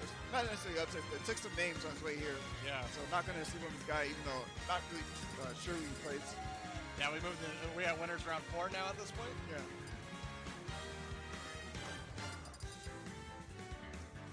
They're hovering over some really fun stages, but we're going to Final Destination. Serious mode activate. And I'm pretty sure we know what SlayerZ is running out. All right, let's see what we're getting on the other side. No surprises Out. there. And Yeah, it's okay, Luigi. yeah. There you You go. called There you it. go. My memory served me correct. Luigi Peach. Now, I felt like this has always been a rough matchup for Luigi because without power shielding, Peach can pressure his shield really well. And if he floats in a range above his shield, he doesn't necessarily have super quick options to jump at shield. But luckily in this game with that universal 3-frame drone squad, he has a little bit more ways to just like jump at shield and nair a Peach. Also though, I don't know, starting out really strong right now with Luigi. That's Yeah, kind of the thing, though. The Luigi's always start off pretty strong, and then it's the rest of the stock that it turns into a little bit of trouble, especially if they're not able to get in. And in the blink of an eye, SlayerZ 69%. It's no problem. The fun continues as Luigi off stage. Oh yeah, Luigi got edge guarded by Peach really hard in Smash 4. That was when his cycle was good. Now he has even easier time edge guarding Luigi in this game. So I'm really looking to see how SlayerZ performs that matchup. But there it is again, that rising there at a shield. Something that Luigi got as a way to combat Peach's shield pressure in this game. SlayerZ trying to siphon with the turnip, doesn't quite get it. And they're back into the neutral game. And actually holding, oh man, what a forward air. Very nice spacing because he had, you know, Sanic was trying to contest it with his own forward air and just outspaced it. That crown has so much range. Yeah, oh yeah, way more range than anything Luigi wants to do. With the eye on the Cyclone, but there's the grab on the landing. Peach just floating into the upper blast zone, staying alive barely. Yeah, it's got to be a little bit frustrating overall. You know, you threw out two moves that you probably thought were going to kill. Oh, That one does, though. Light charge, catching them drifting in just slightly. Great up smash coming out there from Sanic. And now we're seeing if we can get these low version combos. Nice pivot grab on the landing, but gets intercepted by the nair. Oh, barely missing that nair on the side B. Yeah, a couple of misinputs overall coming out from SlayerZ. But it doesn't really matter. He's still in the lead in this match. Okay. For edge guard here. Goes high, great trade for SlayerZ. Really far off stage here. Drifts in with the air dodge though. Finds a safe place to get back to the stage. Throwing out these grabs. Trying to catch a landing here. Knows that he's out of pursuit to get some really juicy combos, but SlayerZ playing around the grabs. Really intelligent. Okay. Yeah, so many hitboxes and all of them just so hard to punish. He's got the turnip out, trying to edge guard. Very elusive from Sanic, able to get back. That was definitely a tough situation. And that's unfortunate. Trying to catch a landing, but SlayerZ just floats on, and it's so hard to narrow down. Oh, right on top of him with that forward air. Again, applying so much pressure at the ledge, really limiting the options that Sanic has. Just starting here, though, just here to grab, but no follow-up.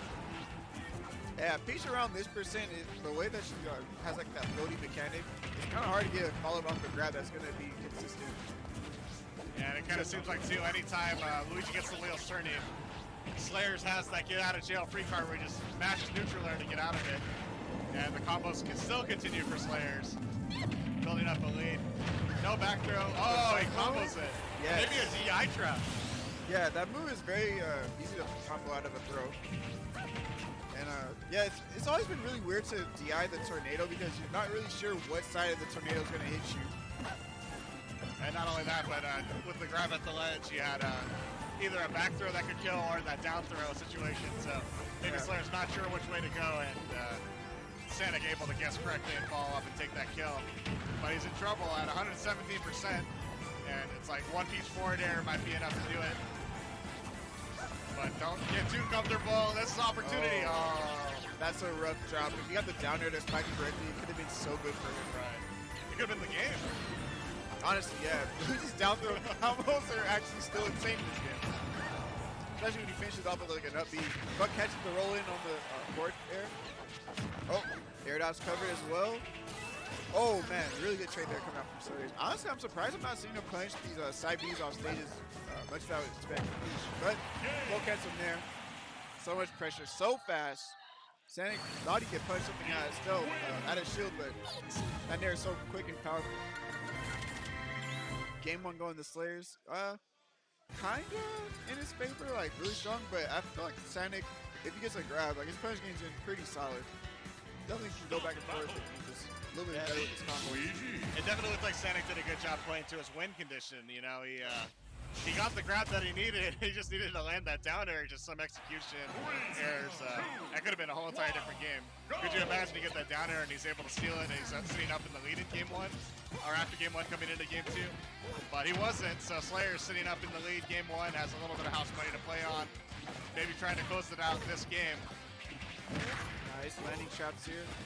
That might be what he needs to do, honestly. Just when you see SlayerZ floating in a certain area where he can throw out a safe area like an up air, he has to go way more aggressive in that sense. Because I feel playing on the ground and letting him pressure the shield for free has not been working in his favor. Right near our shield though. Alright, off stage. That side B, slight low recovery. SlayerZ still not really challenging it that much. Surprise, but the shield drop at the worst time possible for 3-5 past Sanic. It's caught by the forward air here again.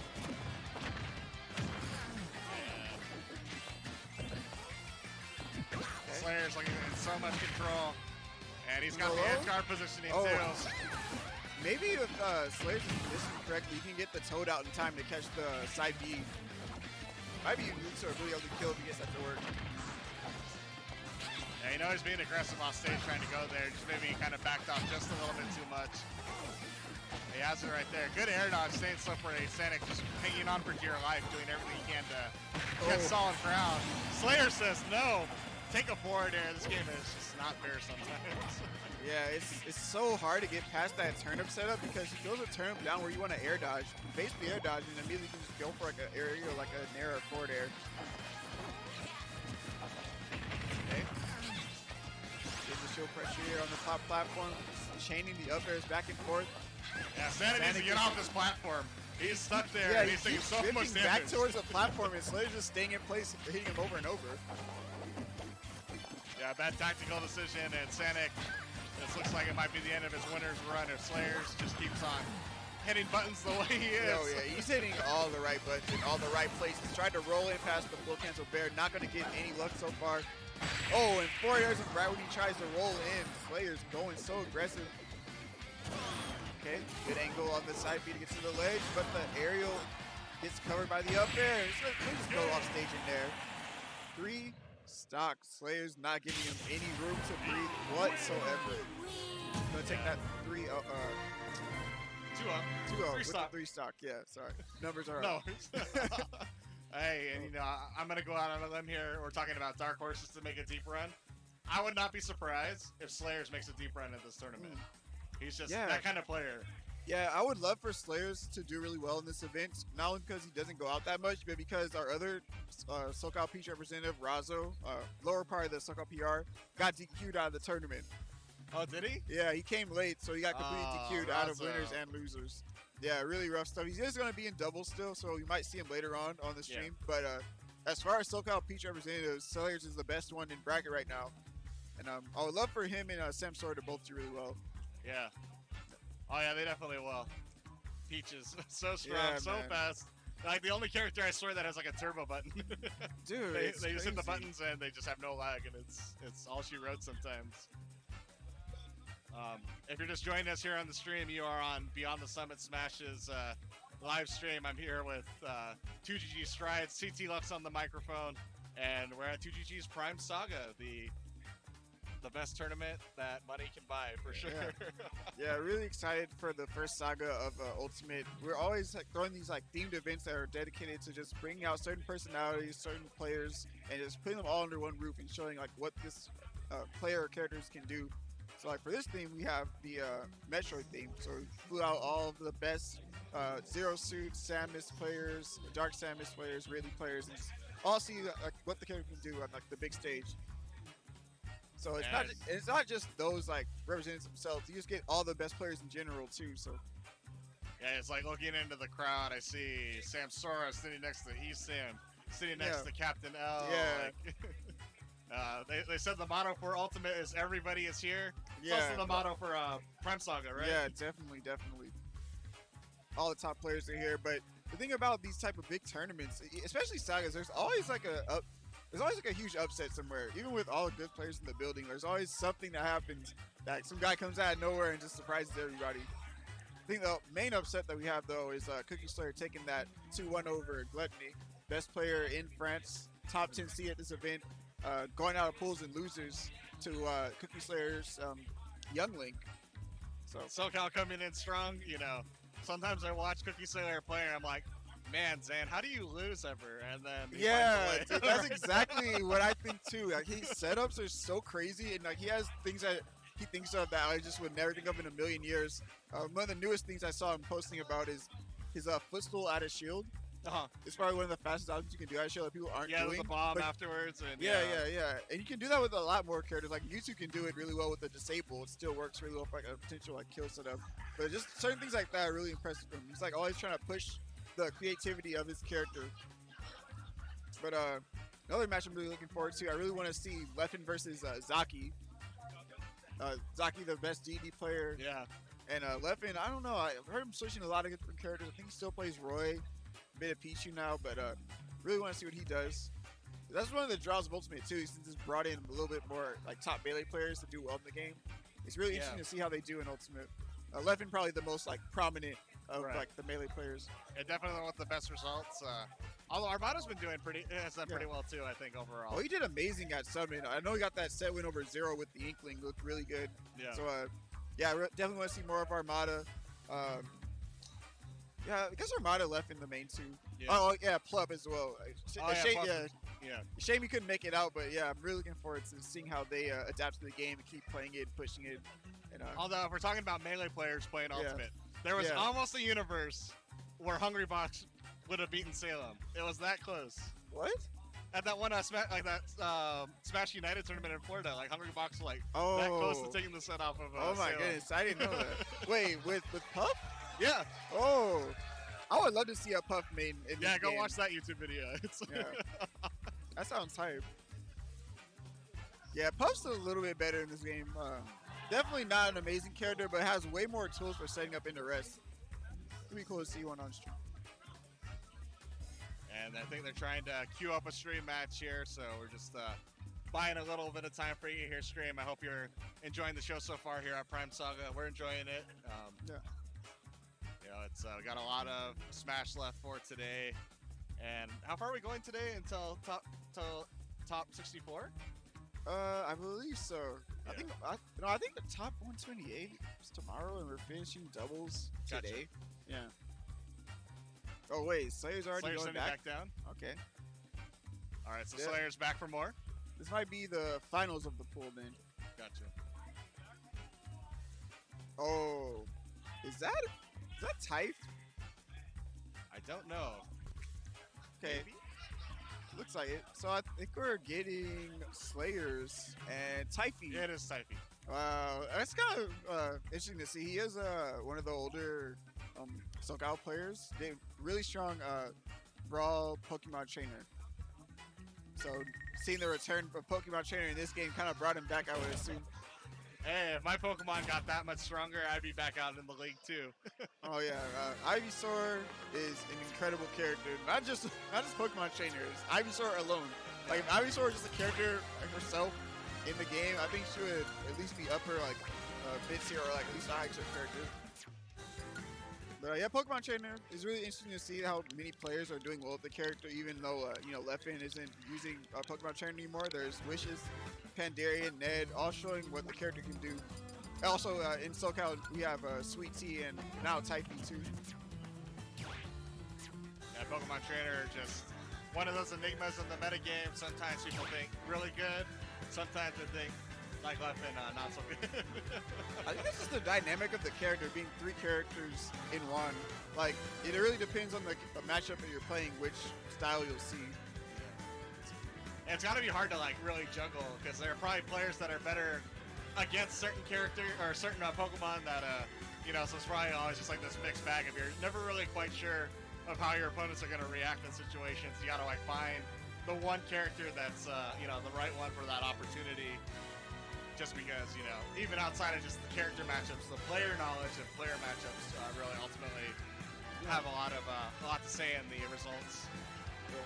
That's definitely what makes Pokemon Trainer one of the more interesting characters in general. Just like knowing that right Pokemon for that right situation, switching at the perfect time. And even the switch mechanic in general being so much faster in this game, you see like cool things like, all right, I'm going to throw you off stage with Ivysaur, switch to Charizard, and then just go up for a down air, like things like that. Pokemon Trainer. And Pokemon Trainers coming out, starting with Ivysaur. No surprise from SlayerZ coming out with Peach.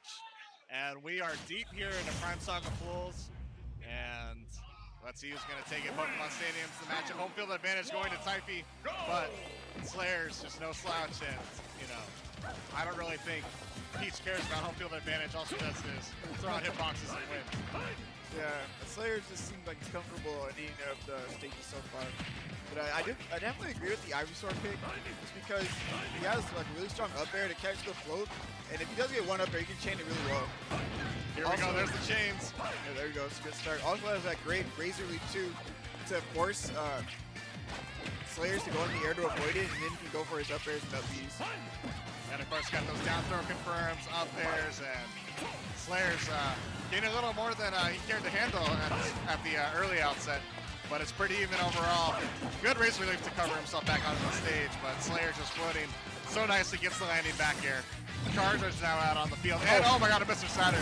Oh my goodness, the Saturn alone was scary enough, but then the neutral got covered by forward air. Yeah, that's one of those unfortunate situations. He had to spot dodge the Saturn in order to not get shield broken, but the forward air trap was right there. All right, get the bullet seed out of shield. I haven't seen that move that much in this game. Doesn't do as much damage as before, but still. I remember the Brawl days when it did like 27 damage. Yeah, it's just stuck in there. All right, the Charizard's out. This is okay. Nice catches up both the up smash. Good stuff for him to take a stock with Charizard as quick as possible because he's so easy to get hit by Peach. Kind of just want him there to get the stock and then just go back to a more safe Pokemon.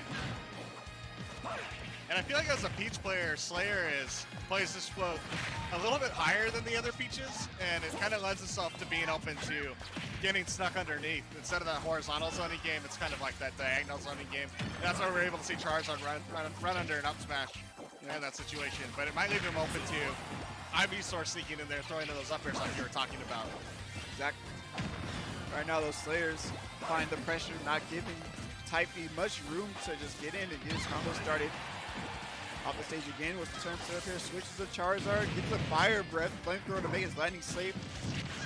All right. Trying to stay under the Peach. Oh, there he's that up smash. See if he can catch him floating in a bad spot. Yeah, typhy's cued in on what I cued in too. He's just like, yeah, if SlayerZ gonna give me that ground on the, on the low side, I'm just gonna run in and throw in that up smash and see if I can't steal one. Oh, I would be surprised if I got an up beat. Yeah. Yeah, goes to the dash grab. Thought he could follow up after getting the flame breath a little bit too slow. Now SlayerZ gonna get this low percent combo, 46% already. Yeah, just typhy having to battle from behind the entire game. It's not done him any favors. He's doing everything he can to try to battle back, but SlayerZ just been one step ahead. Yeah, there it is. He's running in, he's like, this is the player running in and out smashing. But SlayerZ seems to be a little wiser to playing shield on the ground.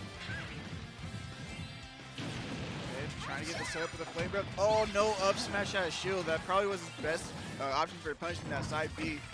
And now competition for the stock here. SlayerZ just racking up percent, getting his free punishes. Oh, a little bit too early on the Toad, but I do like the idea. Toad actually seems incredibly strong in this game. I've seen it kill like incredibly early off stage. All right, it's that go-to option, especially characters that kind of have that recovery. They have to commit to a certain pathway. SlayerZ taking the stock and convincing two stock, just kind of in control that entire match. typhy did a pretty good job of, finding some holes that give him some things to work with coming into the second game, but SlayerZ, managing the game very well, good pacing, and a very strong victory opening up the set. Surprisingly enough, I don't think we saw Squirtle at all in that match. Yeah, I thought you avoided it. But it's interesting, because I would have said that, as far as characters go, Squirtle might be able to get the wheels turning on Peach just because, the speed of the forward air coming out, just kind of trying to break through the Peach wall. But it might be just be a player, we're talking about on one side trying to read your opponent and what Pokemon they're comfortable playing against. Maybe it's more, typhy's more comfortable on the Ivysaur Charizard train. Yeah, I know Squirtle's incredibly light as well, so he maybe just didn't want to deal with the threat of dying early to a Peach fair, even earlier than you would normally with like Charizard or Ivysaur. And then SlayerZ put up 115 damage in 20 seconds. Yeah. No big deal. Just yeah, welcome to Peach and Ultimate. You know, you whipped a move in my face. That's just free down. Oh, here we go. Up special confirmed. No, not quite. Good DI out of that situation coming out from SlayerZ. That would have been a big pickup for typhy. Kind of what he needed to set the tone for the game. Now he's got a longer road to try to take the stock. And SlayerZ. Oh, yeah. Sorry, it looked like he was trying to resist himself for the downer off stage, but SlayerZ is drifting back and forth at a really good time. Okay. Yeah, staying crafty in his recovery, being as slippery as he possibly can. Back there again. Yeah, SlayerZ just waiting for him to whip an unsafe move and just punches effectively.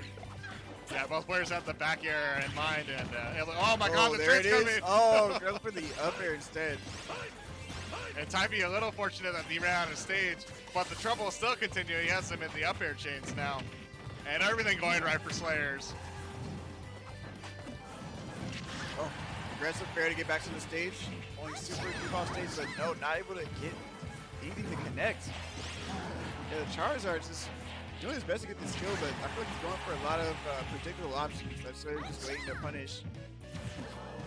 Probably an up smash. Oh, he didn't up smash that time. He's trying to stop a forward air. Yeah, he really wants this forward air to work. Oh, the snipe with the turnip. He's not going to make it back, even with Charizard.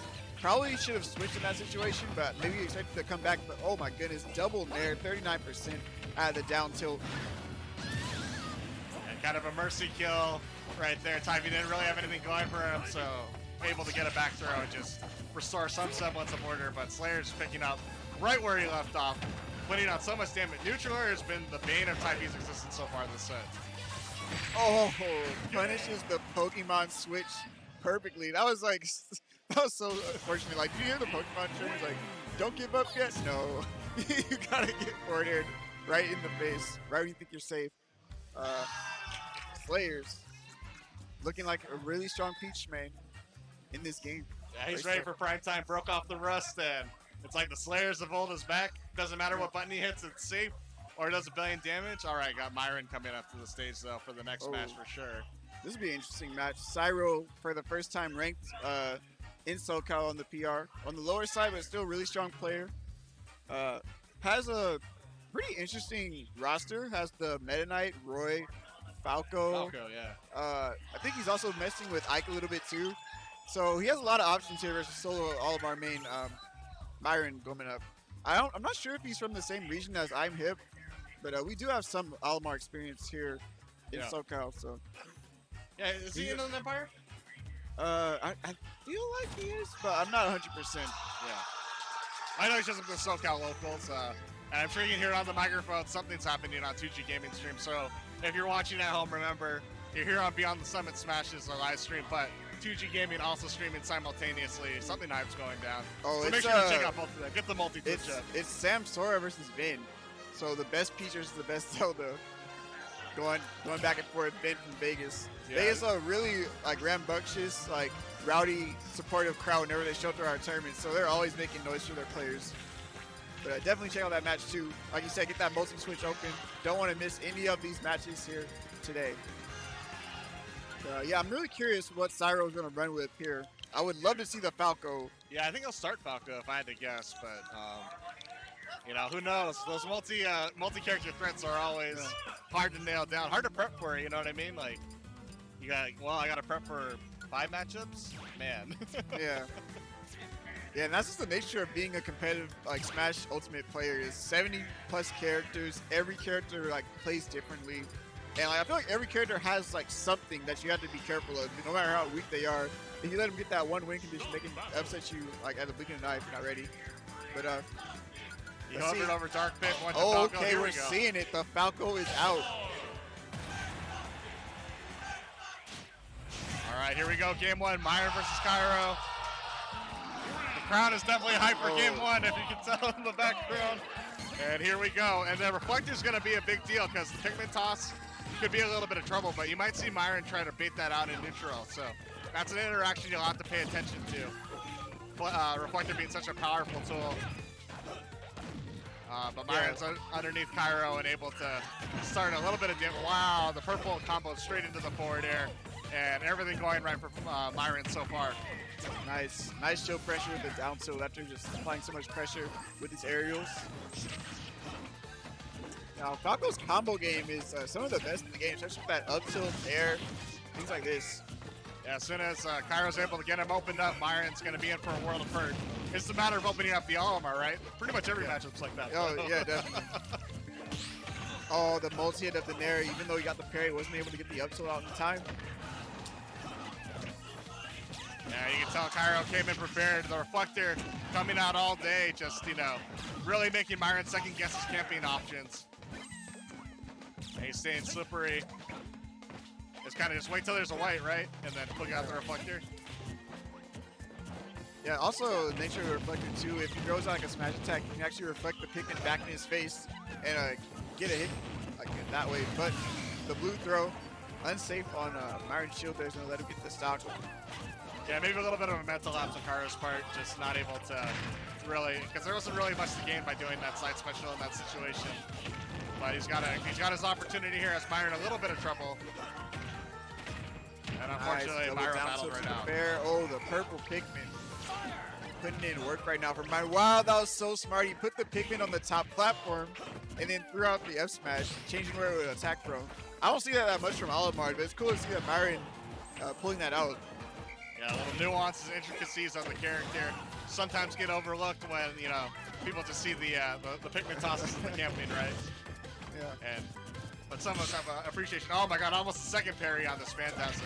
Myron just has it on lock. He knows when he's going to try to warp right through him. Oh my goodness, the down smash hit below the ledge and he was able to tech still. The timing on that from Myron was so good. Down tilt though, barely going to connect. 148 on Cyro. Did that outrange forward smash? Did the down tilt outrange forward smash? Alright, calling Nair setups here from Cyro. There's that combo game for combos you Falco. want to see. Nice, covers the neutral good with the dare. Keeping up the pressure as best he can. Oh, whistles the up air though. Good timing. Yeah, and Cyro's done a good job of, as soon as I say that, he's done a good job of battling back in until Myro's like, no, it's my game actually. Massively now for Myron, sitting comfortably in the driver's seat. Alright, trying to find an opening here with Cyro. Back airs the Pikmin off move, but I feel like the range of his moves aren't that long, so he has to get, he has to make really unsafe moves just to even touch Myron. Alright, so Myron taking that first game pretty comfortably.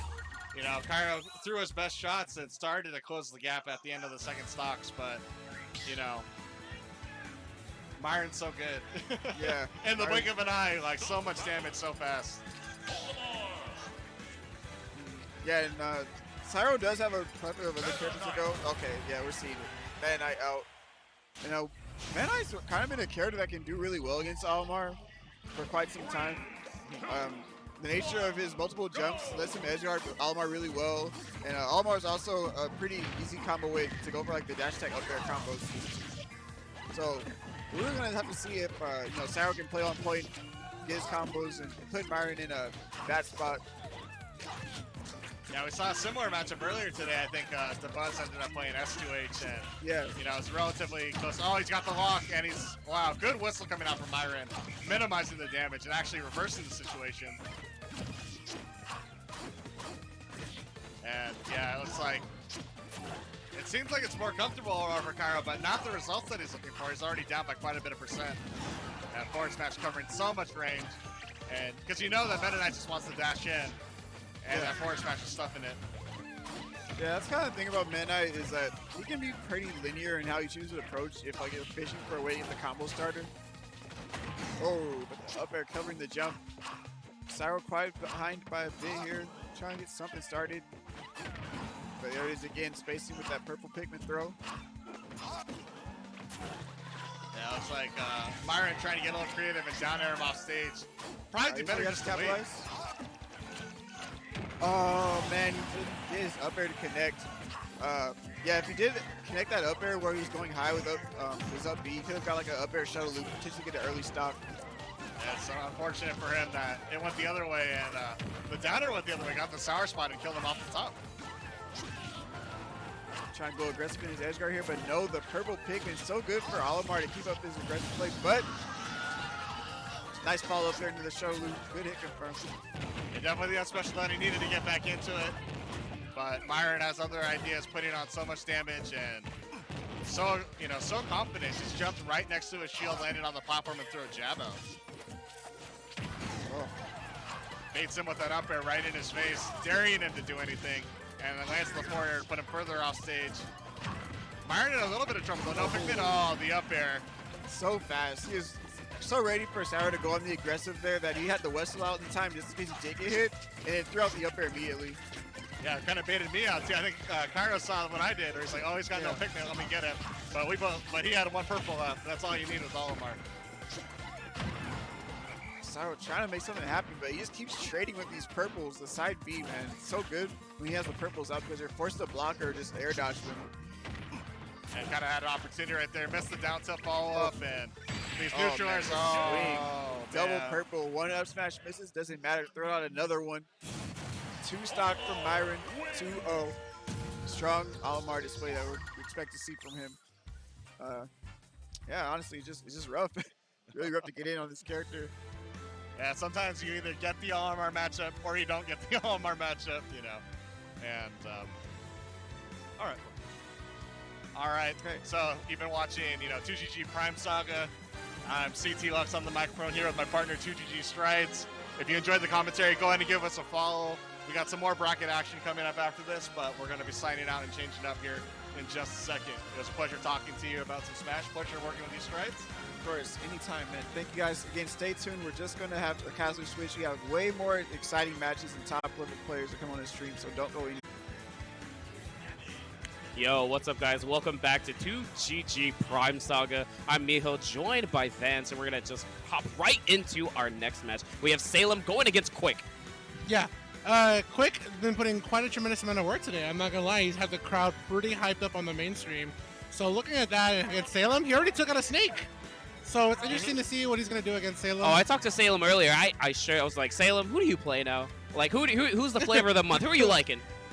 I'm not gonna lie, I really do like how he plays a snake. It goes way, way back to how he used to play Brawl when he had ZSS, right? He had those items in play, and I do feel that his snake kind of taps a little bit into that. And you're wondering why I'm holding this dog, because he says this is fine. Everything will not be fine after this matchup, I guarantee you. The way that quiK fought that last snake on the mainstream, I hold this dog for a reason, all right? Well, enough of that. Let's just get right into it, man. Yeah, no, I mean, to your point, with that item play, I mean, Salem, as we've already seen, excels in that tremendously. I mean, that's why he played Link in the first place as well, just because he had access to that bomb to continue that type of item play with that neutral, with everything else. But there's no Link. We only have a snake at the moment.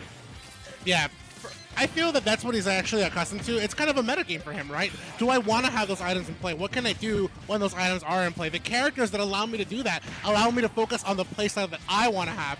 And just right there, we can already see he has a setup here. Put the grenade there, wait for quiK to force the recovery here, and then go after him with the Nikita. And now quiK showing some signs of respect here. He has the spacing that he wants to have between him and Salem. Yeah, but quiK sitting at 76 now after a couple of dash attacks. Salem has just been setting him up very early here. Game 1, but now quiK trying to answer back. Oh, he wanted to come up with a backer himself, but unfortunately, and get it stuffed out by Salem, and then Nikita gonna seal it up. For quiK, it's how do I want to change up my recovery at this point, right? Because I can stall myself out using the bombs, but the problem is that I'm not really avoiding the Nikita. The Nikita slowly creeps up to me. I have to understand that. So for quiK, it's how fast can he tether? How fast can he get into this back to the stage before Snake pulls up the Nikita and before Salem can start looking for setups? Here's the forward throw here. He wants the stage control so it can start to get him with that neutral air when he gets back on the stage. Yeah, not quite going to land. Salem again setting up at the ledge, but a great up B out of shield from quiK to get Salem off him. But honestly, really, the biggest challenge that quiK is facing in the neutral is that he wants to let that out, exactly, the charge beam. But because of the grenades, even if he lets it the charge, the grenade will just eat that immediately. Oh, sends out that really powerful blaster there and immediately misses that one. I like that he goes for the pummel. He's looking for percent at this point. Another pummel, nice. Forward throw, get off my stage. Give me what I want here. Of course, Salem gonna go up to the high recovery, tosses that grenade, and it eats up the actual charge shot. quiK having some signs of trouble here, just trying to take out the stock, and Salem slowly creeping on him with the shield. He knows he wants to let go of the charge shot. He wants the stock like this. Yeah, Vorto still not enough, but finally that up B yet again gonna come out of shield and finally seal up this stock. But wow, the charge beam, quick 29. Straight to the back, Salem again setting up the grenades. Neutral air, end up hitting him, but oh, it looked like there was a trade, and now quiK is on the better end of that exchange. The one thing that I did see Snake, I'm sorry, ooh, he's reaching out there, man. He actually has the percent threshold to actually get rid of the Cypher there on that one. A couple of up smashes, quiK showing no fear. And I like it too. He shows no fear. He respects them. Right? I see the fact that those grenades are there. You want me to roll get up. You want me to neutral get up. You're looking for a grab. You want that up tilt, the forward tilt, the Nikita setup, the up smash. I see everything. quiK goes in for the dash attack. Unfortunately, only grabbing the grenade. I mean, that's definitely what you need to do when you play against a zoner set-up character. You have to wait and see what opening that they do give you. Yes, they cover, you know, most of the options, but there's usually a way out. Yeah. I like that. quiK able to land both hits of neutral air, immediately crossing up the shield, gets to the other side. The one thing for quiK at this opportunity here is he wanted to go for that charge shot, but Salem immediately back to his zone. I like the fact, went for the high recovery this time. Doesn't want to go for a tether. Nikita one more time, gonna drop down onto quiK and losing the stock. Oh man, he not only drops on, but he drops onto that Nikita bomb. Sorry, missile. All right, Salem just gonna go high one more time. Back to that ledge with the F tilt, gonna seal it up. Great call out there from quiK. I like it. Stalsis is sent back onto the stage. Yeah, really trying to delay his landing, mixing it up with the morph ball, but unfortunately you can't escape everything. Those up smashes are going to be online. There's so many explosions on the part of Snake. Trying to call Salem dropping down from that platform. Not quite going to get it, but Salem again tossing up their grenades. quiK just stuck here at the ledge. I like it. He had to commit to some kind of option to stop Salem from coming in with the dash attack, possibly coming in with grab. I like that low profile. Thank you, Salem. Yeah, using that low profile to all its advantage, just trying to get over quiK. quiK not too far behind, finally gets a stage for himself, but the return from the napalm is going to send him back out. That Ruff gonna whiff, but regardless, he's gonna go ahead and get that jab. And because of that grenade coming out, quiK ended up grabbing it. He had to stop really his offense. Just because since he grabbed it, he's like, crap, I don't want this to hit me. I'm sitting at over 100%.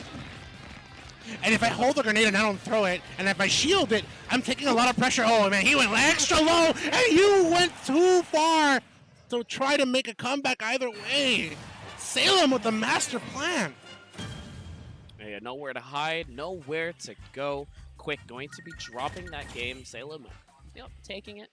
It's interesting to see where we would want to go in terms of counter pick. Yeah, I would think Battlefield or something that's pretty small in a stage would be really good for quiK. Yo, man, that's, to have that close quarters. Yeah, I'm not gonna lie, man. quiK with the top player privilege. He actually just had water delivered to him. Yeah, I wish somebody hydrated. Yeah, man, I wish somebody would deliver water to me. I'm not here on the mic. Well, you know what? It's all good. Just find someone. We got it. Hopefully, man. Hopefully, I'm like quiK, man, and get water delivered to me. Enough. Yeah, you gotta stay hydrated, but that's important that your mindset, right? You lost that game. Go ahead and regather yourself. quiK wasn't too far behind. As a matter of fact, he was doing a pretty excellent job coming in within the cross-ups, the neutral airs that he was getting on Salem. Not only that, he was showing that he had no fear to catch Salem when he wanted to go for the high recovery. And we even saw Salem understand that, okay, I'm not going to go for the high recovery anymore. I'm going to have to focus on getting quiK out and instead of trying to recover myself. Yeah, well, in that situation, he was just barely off the mark from hitting Salem himself. He ended up catching the Cypher. But if he connected into Salem, that was going to take away the stock and even up sooner. But because he was off the mark, Salem was able to extend his lead. But look at this right away. It's a complete 180. quiK out to a very early lead. Yeah. All right. That's the one thing that I'm enjoying to see from quiK, right? He likes to stall his recovery onto the stage, and he forces Salem to pick that option that he might be going for a setup. He wants to fake out his setups. That's what he wants, right? And that's kind of showing out. If I fake out your setups, I get a whip punish.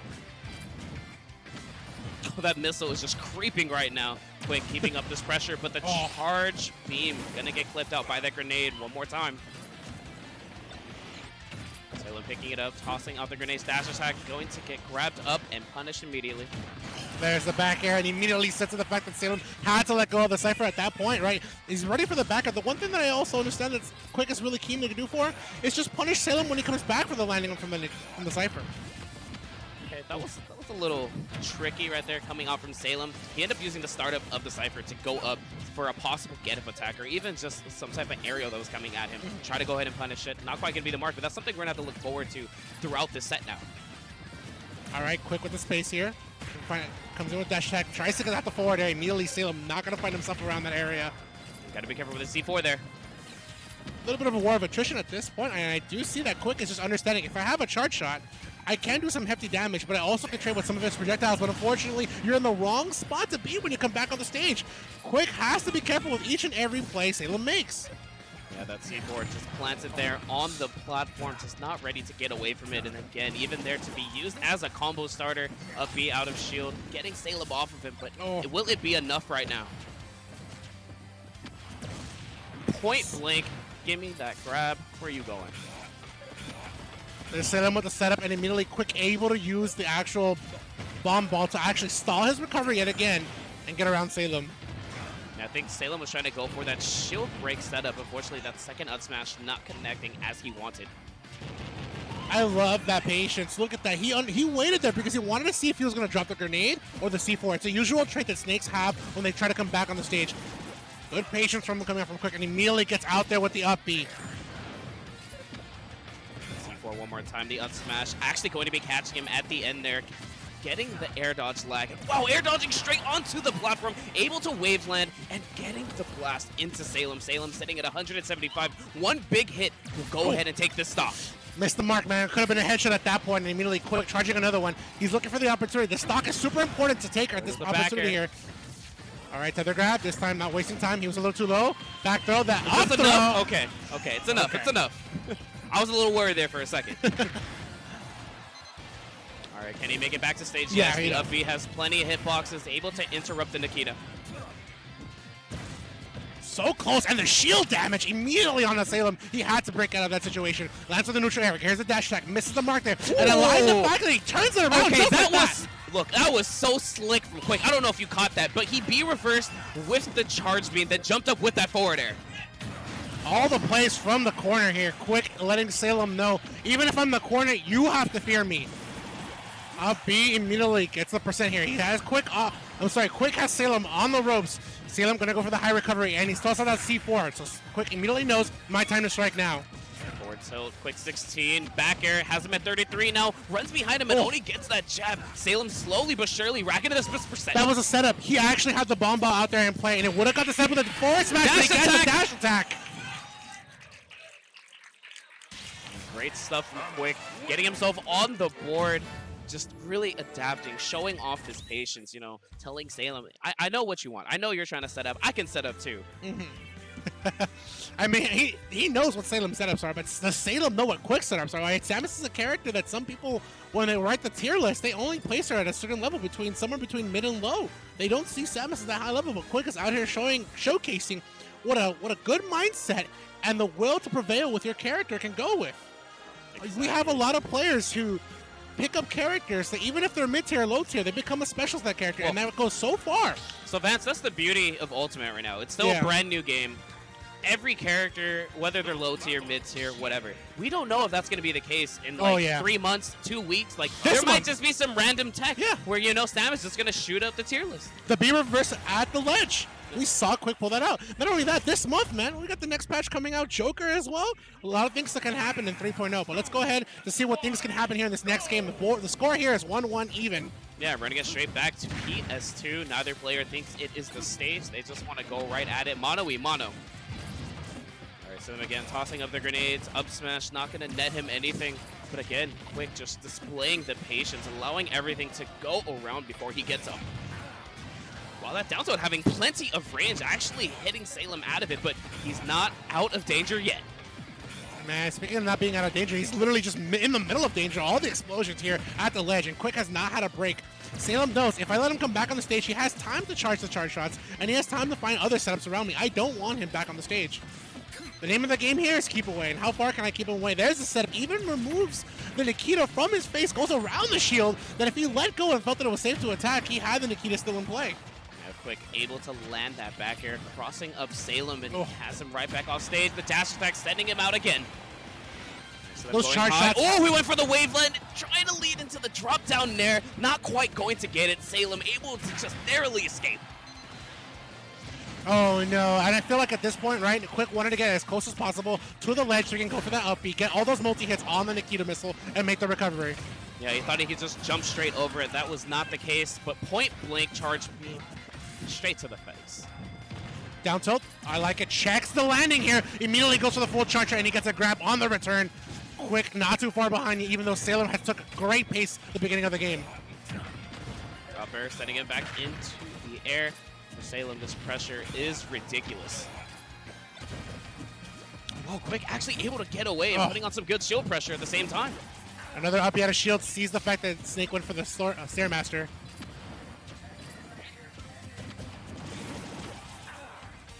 All right, quiK. Another so uppy. far. Ooh, but the grenade not in play. Charge Beam actually able to hit Salem this time around. quiK, another forward air.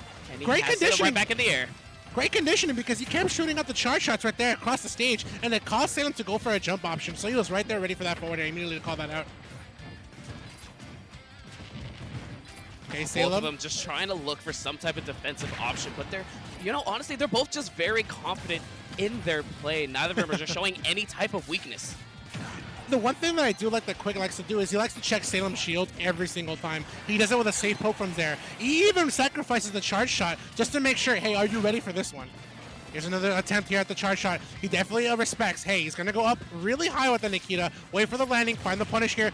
Those charge shots have been so close, missing their mark, but eventually they will find it. Yeah, as long as the grenade is in play, it makes it so difficult to try to land. Here we have Salem setting up the C4, not going to land the up tilt or that back air, but the back throw sending quiK right back off stage to Nikita, sending in the opposite direction, still holding on. Forward air, that's going to fall out of that one. Second one around here, and he's able to keep Salem off the stage. Oh, wow. Oh, you Catching are... Salem immediately, the scoop up, and get this up throw. quiK now sitting at 166, down throw into the up tilt. We're at an even game, Vance. Put him in a coffin, man, and hopefully Salem can go ahead and put him in a body bag, because that's what he's looking to do here. quiK so far staying extra close to him.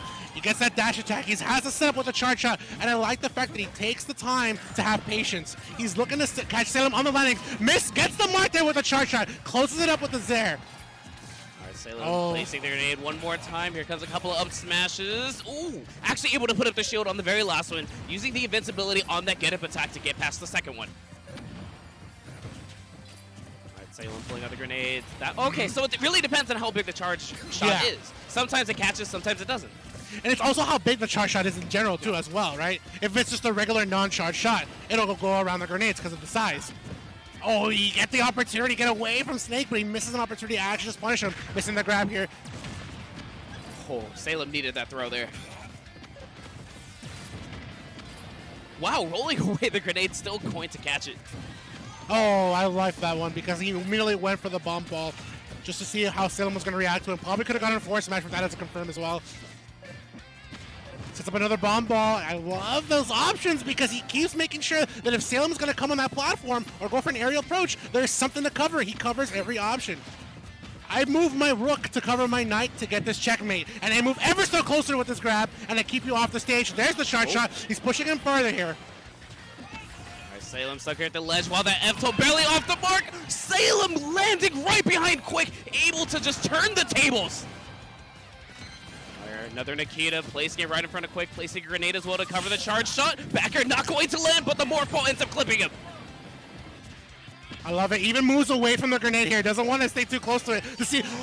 Oh, no! The up smash is going to catch it. I think he was waiting for the up smash to land to try to use the grab invincibility. Down throw. No, he ends up going for the forward throw instead. Okay. Oh, that could have been a whip punish from Salem, but he immediately just got away from that situation entirely. Goes for the charge shot, and there it is! With the ball. Yo, man, give him the Ganon down airs. Give him the Ganon down airs quick. This man just stomped the whole yard. Wow. Fantastic stuff from quiK right there. Holy. I'm telling you, man, he shot those charge shots every single time. They were just a headshot away, but they made so much sense. He wanted Salem to know, even if they miss, I am shooting them. I'm looking for conditioning. I'm looking for those grenades. I'm looking at that shield. I'm looking at your runaway options. Salem just didn't want to be at that corner anymore. He looked to get the stage and possibly go for a setup. And the minute he did that, that was his mistake. No, it was some fantastic play. Like, he just kept shooting the charge shot over and over. As you said, finally, the last one, able to find its mark, calling Samus out on that jump. Because once you hit that jump button, there's not much for you to go ahead and do if you're not ready. Yeah. I mean, the least you can do is try to air dodge, but in that case, it's so difficult. He can run up again to get that grab. I'm telling you, chat, is this fine? This will not be fine after the matchup. And quick with the upset of upsets right here, immediately moving Salem all the way to the loser side. Yeah, definitely one of the biggest ones that we've had today. And you know what? How very fitting that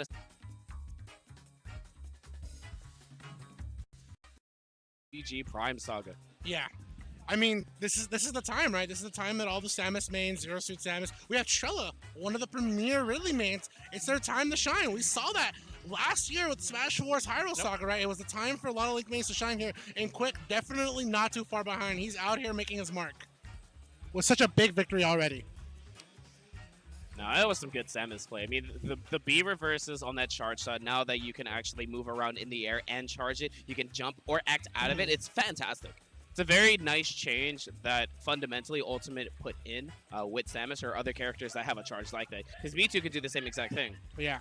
And even though it's an upset, you know, quiK is the #1 player in Germany. Oh, yeah. Yeah, he's out here Oh, no, representing. it's just Europe. It's like they haven't been able to get their chance to really show what they can do. Yeah. It's like, yeah, they've shown against European talent, but now coming here to the States, showing that they can take out our top talent and the top players here, you know, they are a force to be reckoned with. Exactly. I mean, and he's even #6 in all of Europe. #1 in Germany, #6 in all of Europe. quiK has such a resume built to him, right? And like you said, he just needs that time to come here, and Prime Saga is that time, and he's not failing to show up. Already taking out such a big